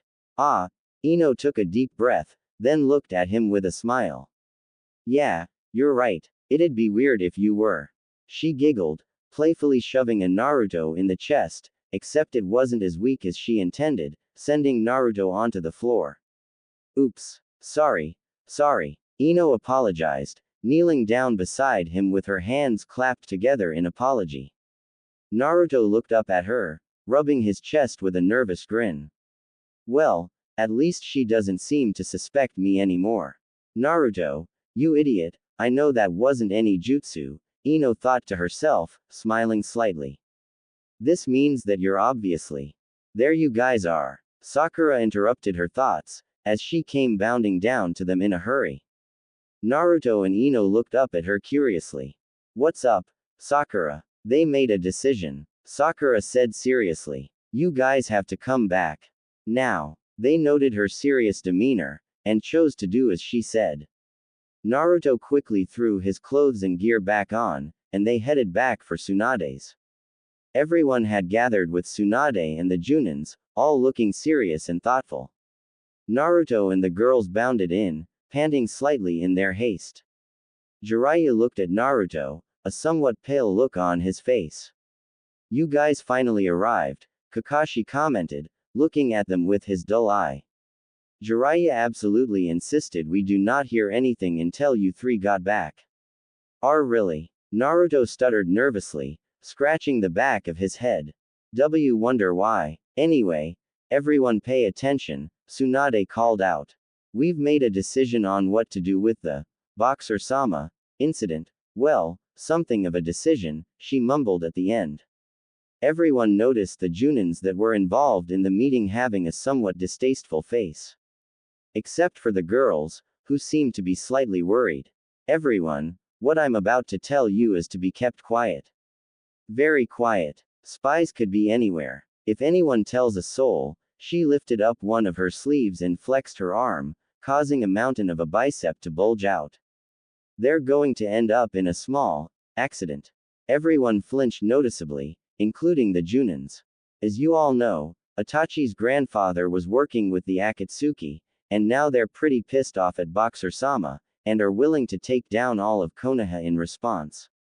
They gave us the chance to give up Boxer-sama's head to them in exchange for the village's safety. Isn't the choice obvious then? Shikamaru said gruffly. Just let them have him. We have to think of the village before anything else. The boys nodded in agreement. No way. Sakura, Ino, Tenten, and Temari yelled simultaneously, causing Shikamaru to draw back slightly. Calm down, all of you. Tsunade instructed. This is part of the reason I couldn't just order the death of Boxer-sama. It would effectively tear the village apart. If we don't kill him, the men will be pissed. If we do, the women will be pissed.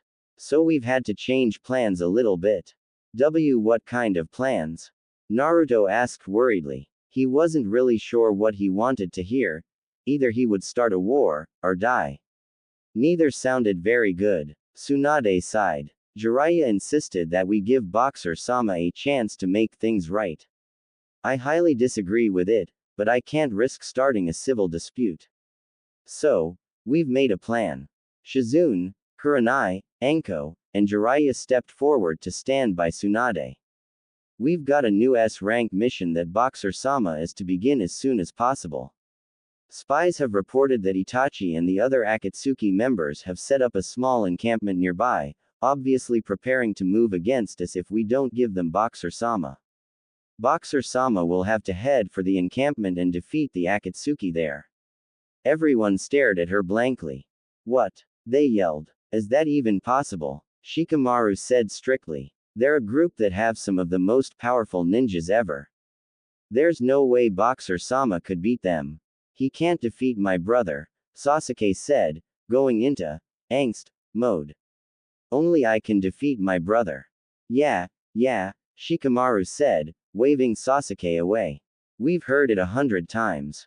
Of course you can beat him, ever after he beat you to a brain-dead pulp the last time you met. Shikamaru then added sarcastically, it's not like we doubt you or anything. Sasuke remembered his complete defeat, and grumbled in annoyance, glaring daggers at Shikamaru. Asshole. Wait. Naruto called out, catching everyone's attention. What is it, Naruto? Tsunade asked inquiringly. Naruto looked down at the ground seriously. Well, you're saying you want Boxer-sama to beat the Akatsuki, right? Well, I'm pretty sure he can't do it alone. Wouldn't it be easier to just let them have his head? Jiraiya looked at Naruto in urgency. Naruto. What are you saying? We could just kill Boxer-sama in private. We don't have to tell anyone. Naruto explained quickly. Then we can just make up an excuse, like saying Boxer-sama retired, or maybe he left the village. Everyone glared at Naruto incessantly. Naruto. Ino questioned. Why do you want to let him die so badly? And I thought, from earlier. From earlier. Naruto swore silently. Does she know? I thought you were a fan. Naruto fell to the floor in surprise. Naruto, what the hell are you saying? Jiraiya yelled angrily. You saying you want Boxer-sama to die? Naruto looked down with a stern expression. If it's for the safety of the village, then anything should be worth it. And I think Boxer-sama would agree. Naruto knew that he didn't stand a chance against the Akatsuki. If he lost, they would just head for Konoha. He didn't want to take that chance. You know, Naruto does have a pretty decent idea there, Tsunade commented. It would probably work out. No, Jiraiya said in frustration. He glanced at Naruto. I know Boxer-sama can beat them. Especially since I'm planning to give him special training. Special training, Naruto repeated with surprise. The words were like music to his ears. Wait. Yeah, let's let Boxer-sama fight the Akatsuki so I can get so Boxer-sama can get his special training. Tsunade glared at Naruto in confusion. First you say one thing, then the other. What's with you, Naruto? Naruto grinned, shrugging. Who knows? I guess I'm just indecisive. Inside, Naruto's head was completely cleared of doubts and worries, only focused on one thing. Special training. Oh yeah. Well, Anyway, Tsunade continued. I guess we're going ahead with the plan then. Shizune, Anko, Kurenai, and Jiraiya all volunteered to accompany Boxer Sama and fight the Akatsuki with him. I'd send a few more ninjas, but nobody else seems to want to do it. The genin girls all made for Tsunade, but she raised her hand in front of them. No, genins are not allowed to go. It's too dangerous. But Boxer Sama. They whined pleadingly. Forget it, Sasuke said to them coolly. He's going to die there anyway. My brother will definitely kill him. Because only I can beat him, as I am, he paused dramatically. An Avenger. Oh no, he's going to do it again, Shikamaru grumbled. Oh crap, here we go, Neji muttered under his breath. Look out, he's going to start again, Sakura said with a sigh. I guess we should put them on, Kakashi said, taking something out of his pocket. Everyone sighed, pulling out earplugs and sticking them in their ears. Everyone except Lee, Gaara, Kankuro, and Tamari, who had no idea what was going on.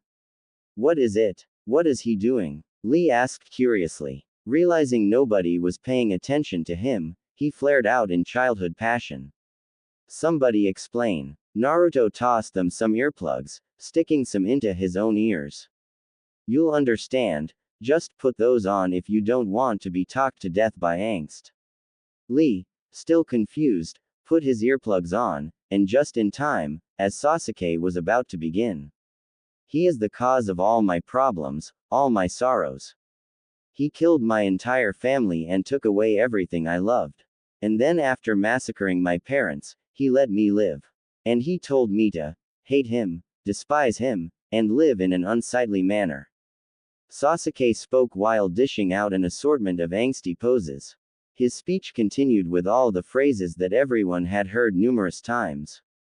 To counteract Sasuke's stupid angst speech, they had all decided to carry earplugs with them, as they knew once he started, he would keep on going until he mentioned every little thing.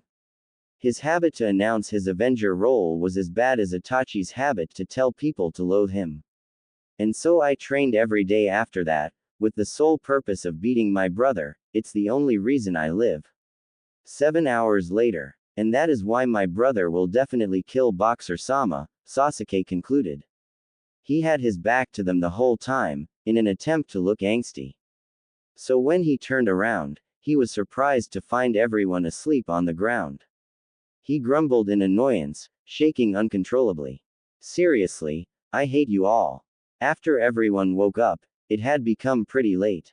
Tsunade informed them that Boxer Sama was going to leave the next night, leaving Jiraiya a full day to train Boxer Sama with his special training.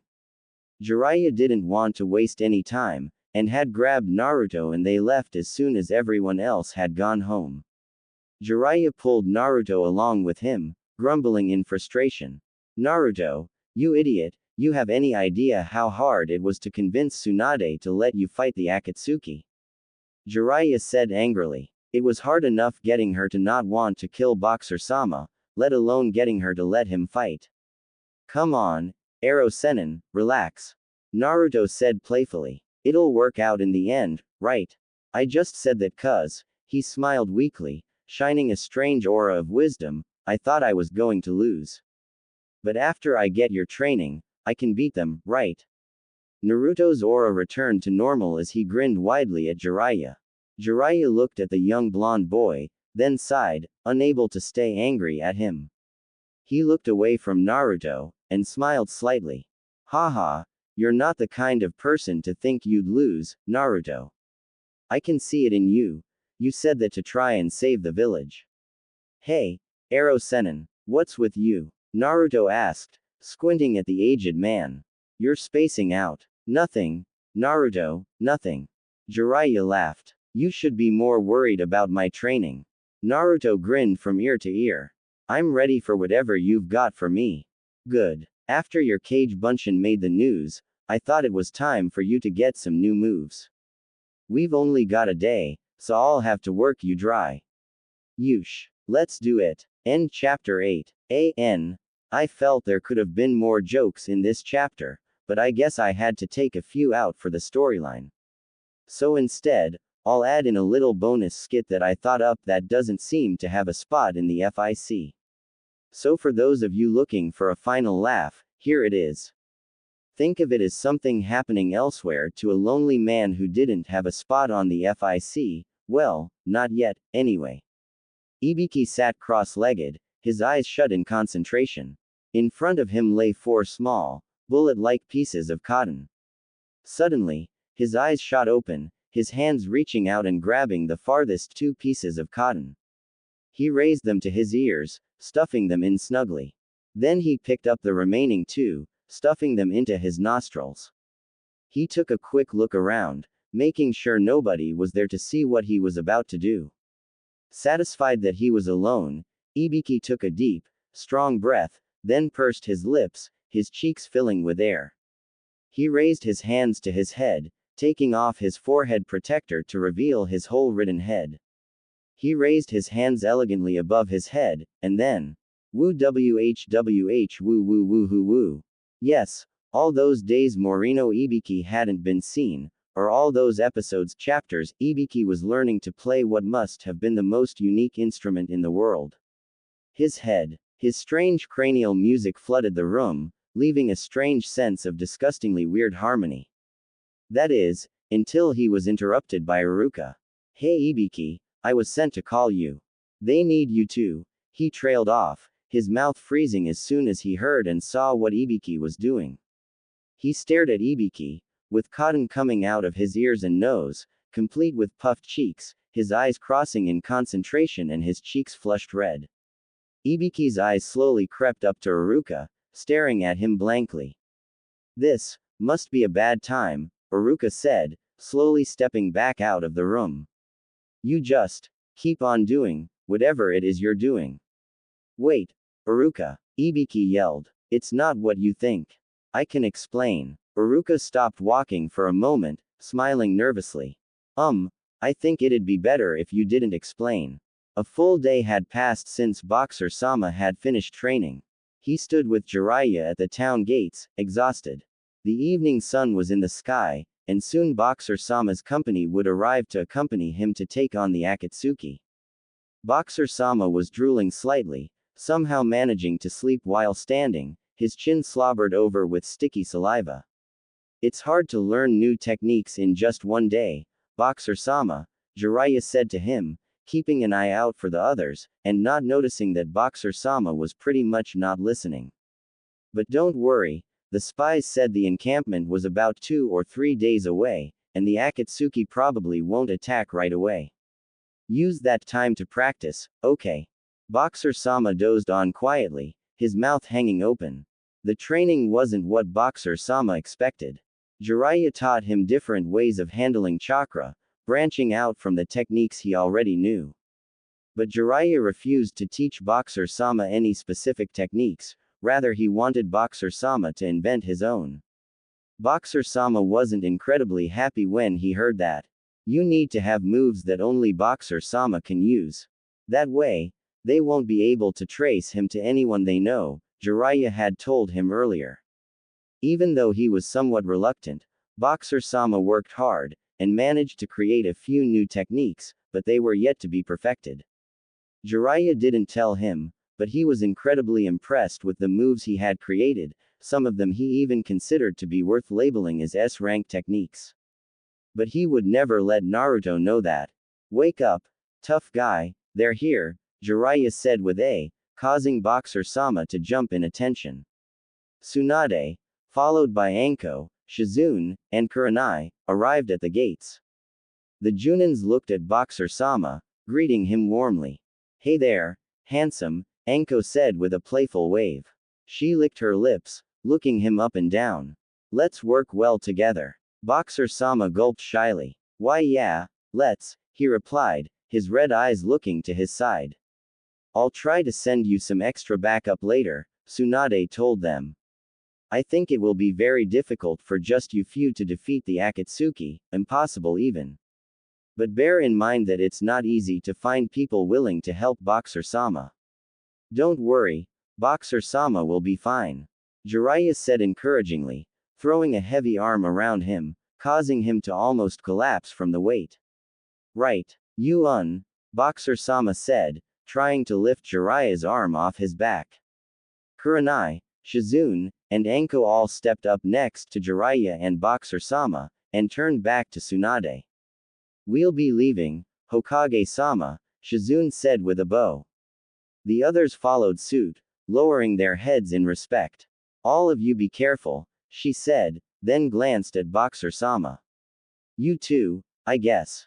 Don't screw up, or you'll make me regret my decision. Boxer-sama nodded quickly before turning to leave the village. Jiraiya and the Junin girls followed him, waving goodbye as they jumped into the trees. Tsunade waved back, and after they disappeared from her sight, she turned to head back to her office. Requests for Boxer-sama were still pouring in, giving her little time for rest. She hurried home, not paying attention to the small band of people shrouded in nearby bushes. They're about to leave, a girl's voice whispered. Let's go, Hokage-sama isn't looking. The group scampered out the gate hurriedly, Tsunade taking no notice of them in her weariness. She also took no notice of another group of people, who were hiding in other nearby bushes on the other side of the street. Did you guys just see something over there? One of them asked. By the other bushes. It was probably just a rat. Focus on the mission, fool. We've only got one shot at this. If you screw up, I get blamed, so listen to what I say. You're all my responsibility. Yeah, he muttered back. The second small group hopped off, heading in Boxer-sama's direction, right behind Tsunade's back. In fact, Tsunade missed a third small group heading out, made up of only 2 people. I still don't see why we have to chase Bonsai-sama, one of them muttered in confusion. Why are you chasing him, anyway? The other one didn't reply. They're going. Let's hurry. TCH, fine, the other muttered with little enthusiasm. They shot off after Boxer-sama, Tsunade once again clueless. Tsunade yawned loudly, walking down the empty street. God, I feel like sake. Boxer-sama and company had traveled until sunset, and Jiraiya decided they should rest for the night. The Akatsuki shouldn't be underestimated, Jiraiya said to Boxer-sama. We'll need to be really careful around them, especially when we get closer, so we should get some rest while we can. We'll continue moving before sunrise. Boxer-sama was dead tired, but the looks he was receiving from the flirtatious Junins made him somewhat uncomfortable. While the girls were scouting ahead, Jiraiya and Naruto made a fire and were busy setting up the tents inside the cave. There were 4 tents in total, 2 for the girls, 1 for Jiraiya, and 1 for Boxer-sama. Jiraiya. Boxer-sama said he was told not to call him Ero-senin when he was being Boxer-sama, taking his bagged eyes off the tent for a moment. I need to ask for. He paused, feeling strangely uncomfortable. Help. Jiraiya eyed Boxer-sama mockingly. The great Boxer-sama needs help. No way. Boxer-sama scowled. Shut up, Ero-senin. He said, scrapping Boxer-sama's voice, red eyes, and also calling Jiraiya Ero-senin once again. I think the girls are going to try something funny with me tonight. Jiraiya raised an eyebrow. Well, aren't you the happy little camper? He said, teasing. What's wrong? You want to know how to please 4 experienced nymphs at the same time. Boxer-sama's face glowed red under his mask. What the hell? No. That's not it at all. He said hurriedly, showing signs that he was obviously imagining certain things.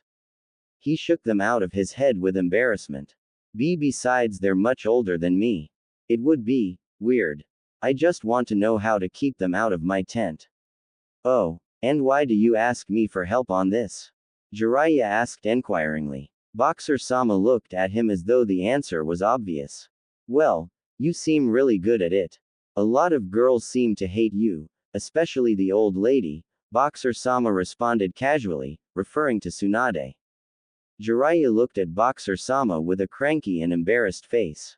What the hell is that supposed to mean, you stupid kid?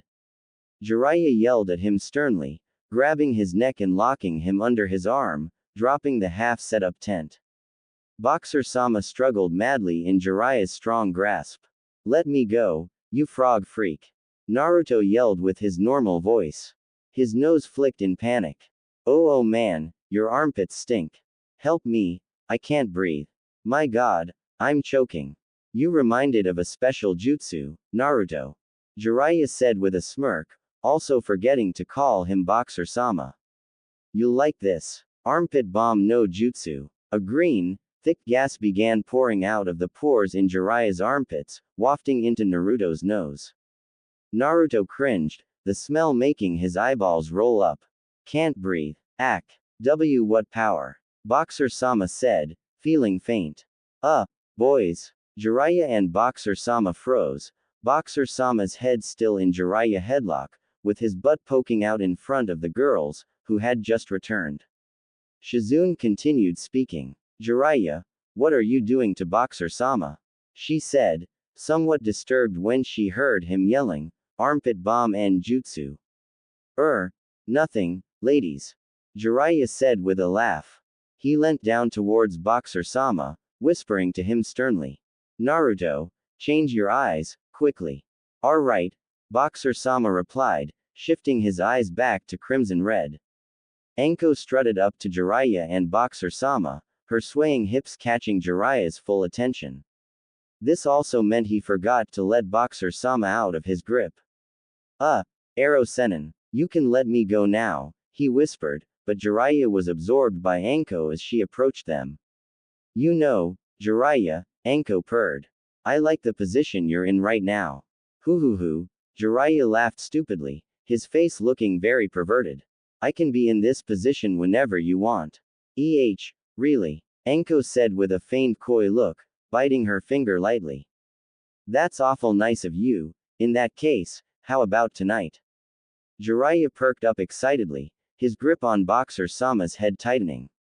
Oh oi, you're crushing me. Boxer-sama gurgled underneath Jiraiya's massive arm. Tonight, Anko continued, you can hold Boxer-sama down for me so I can do all kinds of things with him. From the look of disappointment and depression in Jiraiya's face, this wasn't exactly what he expected.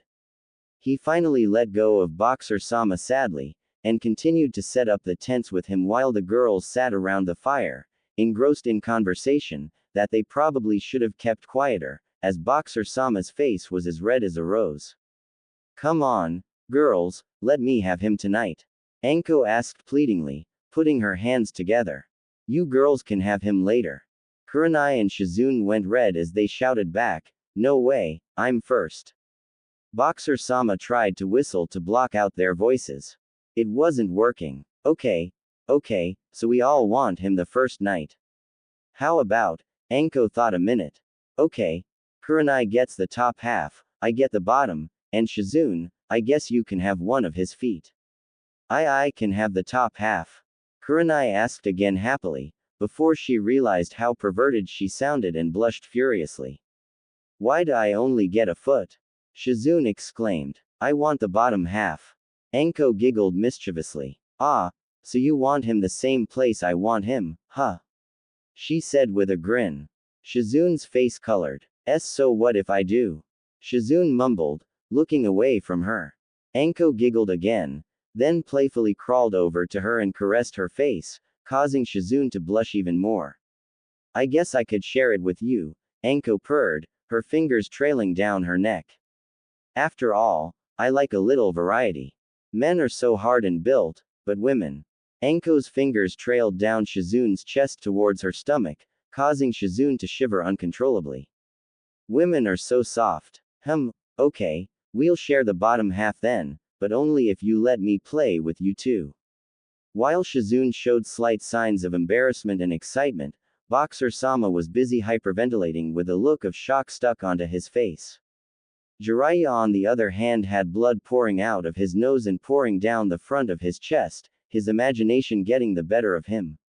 After Jiraiya and Boxer-sama somehow managed to pull it together long enough to finish setting up the tents, the girls left to take a bath at a lake they found nearby, and Jiraiya had of course left to try and get a glimpse of them, leaving Boxer-sama alone in the cave. Gosh, finally, Naruto's voice came out as he groaned tiredly. I hope it isn't going to be like this the whole time. I should be more careful tonight. Naruto took off his headgear, revealing his blonde hair and his blue eyes. Ah, it's hard to breathe when I wear that. Ack, I'm cold. Naruto shuffled into his tent, rolling into his sleeping bag, and falling asleep within seconds, his headgear huddled in his arms. Hurry up, Kurenai. Anko yelled out as Kurenai was going through her rucksack curiously. I can't find my body lotion, Kurenai told her. I think I left it back at the cave. I'm going back. Want to look your best for him, Kurenai didn't respond, blushing slightly as she walked off. Well, hurry back, nay. Anko told her as Kurenai disappeared into the trees. Jiraiya, sitting behind a nearby rock and using his look through rocks to peep at girls no jutsu, sighed sadly. It's bad enough that Tsunade isn't here, her body is dynamite, but now Kurenai not here. Well, at least there's still these two, Jiraiya said with a sigh. Then he grinned stupidly. Anko sure does have nice curves. Are you sure you saw them all leave? A girl's voice whispered. Yeah, the only one in there should be Boxer-sama, another girl's voice replied. The voices were coming from the ledge above the mouth of the cave, where a small group huddled onto the ground, looking down. Okay, wait a minute, someone's coming. The group hid back in the shadows as a figure came past, heading into the cave. Who was that? I didn't see, it's too dark. Nuts, we missed our chance. Somewhere else nearby, another group noticed the figure walking into the cave. They were just about to head in as well, and jumped back in surprise, barely making it back behind the trees they were hiding behind. Did you predict that, smart guy? A voice mocked. Look, shut up. Who's the one here with 200 IQ? Anyone with a 200 IQ rating, raise their hand. The figure put his hand up, surrounded by people who kept them down. That's what I thought. Now shut up, smart ass, the voice grumbled back. It's only one person in there, you know, a voice whispered sleepily. If you want to get to Boktai-sama that badly, then you can just kill whoever that was. Or something, he said with a yawn. Number, a deeper voice responded. We wait. However, the other person wasn't listening. He had fallen asleep. If you don't wake up and listen to me, I'll kill you. The other person suddenly shot to life, all signs of sleep leaving him. Oh, of course. We wait. Yes. Don't hurt me. Kurenai stepped into the cave, the fire beginning to die out. She looked around and noticed Boxer-sama and Jiraiya were nowhere in sight. Jiraiya-san. Boxer-sama. She called out. She sighed, guessing they were out training or something. She went through her bags, finally finding her special body lotion. Suddenly, she heard a sound coming out of one of the tents. It was Boxer-sama's. Kurenai's curiosity, or possibly deep, intimate urges, got the better of her as she quietly edged towards his tent, her heartbeat quickening as she gulped nervously. She stepped to the front of the tent, and slowly pulled the flap open. Be Boxer-sama, she whispered, her face flushing. He had his back to her, wearing nothing but his boxer shorts. Her eyes trailed from the shorts, up his back, where his scar was still visible, and up to the back of his head. BB blonde hair. She gasped suddenly, and quickly threw her hands to cover her mouth. Boxer-sama shuffled lightly, but luckily dozed on. Kurenai thought to herself. He has blonde hair, who do I know that has blonde hair? She crawled halfway into the tent, her hands holding her up inside Boxer-sama's tent. I just have to look over his shoulder, and I'll finally know who he is. Crap. I think she saw you. A voice whispered urgently to her friend. How? I was certain I was hidden. Well, apparently you weren't, pig. She said blonde hair, and you're the only one that fits that description. Shut up, forehead girl. What about the sand girl? I know it was you, 'cause you're too clumsy.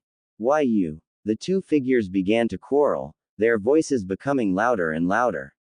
The other girls tried to hold them back, but the two struggled madly, causing them all to topple over the edge, right in front of the cave entrance. Who's there? Kurenai yelled, as she hurriedly jumped out of Boxer Sama's tent, taking a fighting stance. She looked outside and saw a clutter of young girls, groans of pain emanating from them. Gee girls, what are you all doing here? The group was in fact, even though you should know by now, Sakura, Ino, Tenten, Tamari, and Hinata. We couldn't just sit by and let Boxer Sama go all alone. Sakura explained. But he isn't alone, Kurenai replied, frustrated that the girls took her chance to check who he was. But why is Hinata here? I'm sure she told me she wasn't, into Boxer Sama as much as you girls do. They asked me politely, Hinata said quietly. Basically, they had forced her to come with them on their romantic escapades, against her wishes to stay at Konoha. What's all that noise? My headgear, better put it on before someone sees my face. Kurenai turned back to the tent, hearing Boxer Sama shuffling about. She silently mouthed something that was most likely an obscenity, as she turned back to the girls. You must all leave, now. She grumbled. This is very dangerous. But we can help you. Ino begged. I'm sure we can. Boxer Sama stepped out, headgear covering his face and hair once more, and looked up at them in surprise. Sakura, and all of you. They ignored him for the moment, intent on convincing Kurenai to let them stay. Oh yeah, Kurenai responded mockingly. How? The girls thought hard. Except Hinata, who would have happily gone home. I know, Tenten exclaimed. She grabbed Hinata and dragged her to the front of them. Hinata can use her Byakugan to scout for any nearby enemies. What? Hinata said uncertainly. Tenten whispered into her ear. Just help us out, please. Tenten asked nicely. Hinata sighed. She was incapable of saying no to them. Why don't you demonstrate, Hinata? Tenten said out loud. Hinata nodded meekly, activating her eyes. Byakugan. Veins popped out around her eyes, making her look somewhat scary. No need to demonstrate, we've already checked the area and. Kurenai stopped as she noticed the look on Hinata's face. We're not alone. Boxer Sama tensed up, grabbing a kunai he kept inside his tent. Everyone wait here, he told them, stepping outside cautiously. Before he even had a chance to do anything, he suddenly found himself glued to the spot. What the? Gotcha, a familiar voice called out. Boxer Sama looked into the trees, and saw a group of boys step out, a certain one of them holding his hands together to hold his jutsu. It's a good thing I predicted the moon's brightness tonight, Shikamaru explained cockily. Or my technique wouldn't have worked. You guys, Boxer Sama said in surprise, as he saw Shikamaru, Sasuke, Neji, Choji, Lee, Shino, and Kiba, his dog sitting on his head, growling. Time for us to kill you, you weird perverted bastard. Kiba yelled out. This is for revealing to everyone that I'm related to a panty thief. Neji roared in surprising anger. He dashed at Boxer Sama with speed, as Boxer Sama shut his eyes to brace himself for the attack. But it didn't come. He slowly opened his eyes, and saw that Neji had been stopped in his tracks by a wall of sand, which surrounded his body and held him in place, with the only visible part of Neji left being the head. Oh, this can't be as good as it looks, Naruto mumbled to himself. Gaara and Kankuro popped out of the bushes, Gaara eyeing the boys menacingly. Shikamaru let Boxer Sama go, in case he had to use his technique on their new foe. You can't kill him, Gaara announced, shocking everyone, even Kankuro. Why you don't want them to kill him? You actually want someone to stay alive? Kankuro asked uncertainly. Who are you? Where's my brother gone? Wow, maybe this won't be so bad, Boxer Sama said hopefully. You can't kill him, because I will kill him. Well, that wasn't what I expected, Boxer Sama sighed. He was getting used to it always being a bad thing. The girls suddenly came out, and yelled in surprise when they found out who was there. Coincidentally, Anko and Shizune arrived, towels wrapped around them, dragging a carcass that may have at one point been Jiraiya. It was hard to tell with the large amount of swellings on his face. Everyone stared at everyone else in confusion. What are you boys doing here? What are you girls doing here? Kankuro, why are you here? What am I doing here, Gara? Hey, Anko sensei and Shizune sensei are practically. Ayya. Boxer-sama sighed, looking into the sky sadly. Will it ever get better? Can't I just have one good day? Just one. Our senseis are. But I won't look at them, even though my hormones are raging and my tight, green pants are becoming even tighter. My eyes are only for Sakura-chan. Only she can tame the green beast of Konoha. God, Lee, you're on fire. Oh, God, now you've put me on fire. Put it out. Geez, put it out. It's goddamn bothersome. Sasuke, I order you to put me out. Get away, Shikamaru, you dolt. Oh crap, now I'm on fire. Curse you, Shikamaru. I'm gonna get all Avenger on your when I put this fire out. Come here, dog. I'll brush the flames off me with your fur. You cruel bastard. You made Akamaru catch on fire. Come here, boy. I'll put it oh my god I'm on fire. Put it out. It's freaking hot. Choji, help me. G get away. You'll burn my calories. My precious, precious calories. Oh no, you got me. I'm melting. Melting. Neji, do something. Stay away from me, you lard tub, or all, gentle fist, you back to the Stone Age. Oh no, my hair. You idiot, you set my hair on fire. Not my hair. Shino, put it out. Quickly. It would appear you have made me caught fire. The pain is excruciating, and I'm suffering second-degree burns. Boxer-sama looked at them, as the boys other than Shino ran around madly, all on fire, the girls and Kurenai trying to put them out, Shizune trying to cover up while Anko posed, and Kankuro questioning Gara almost philosophically about why he was even there. Boxer-sama sighed again, something he felt he had been doing a lot lately. Guess not.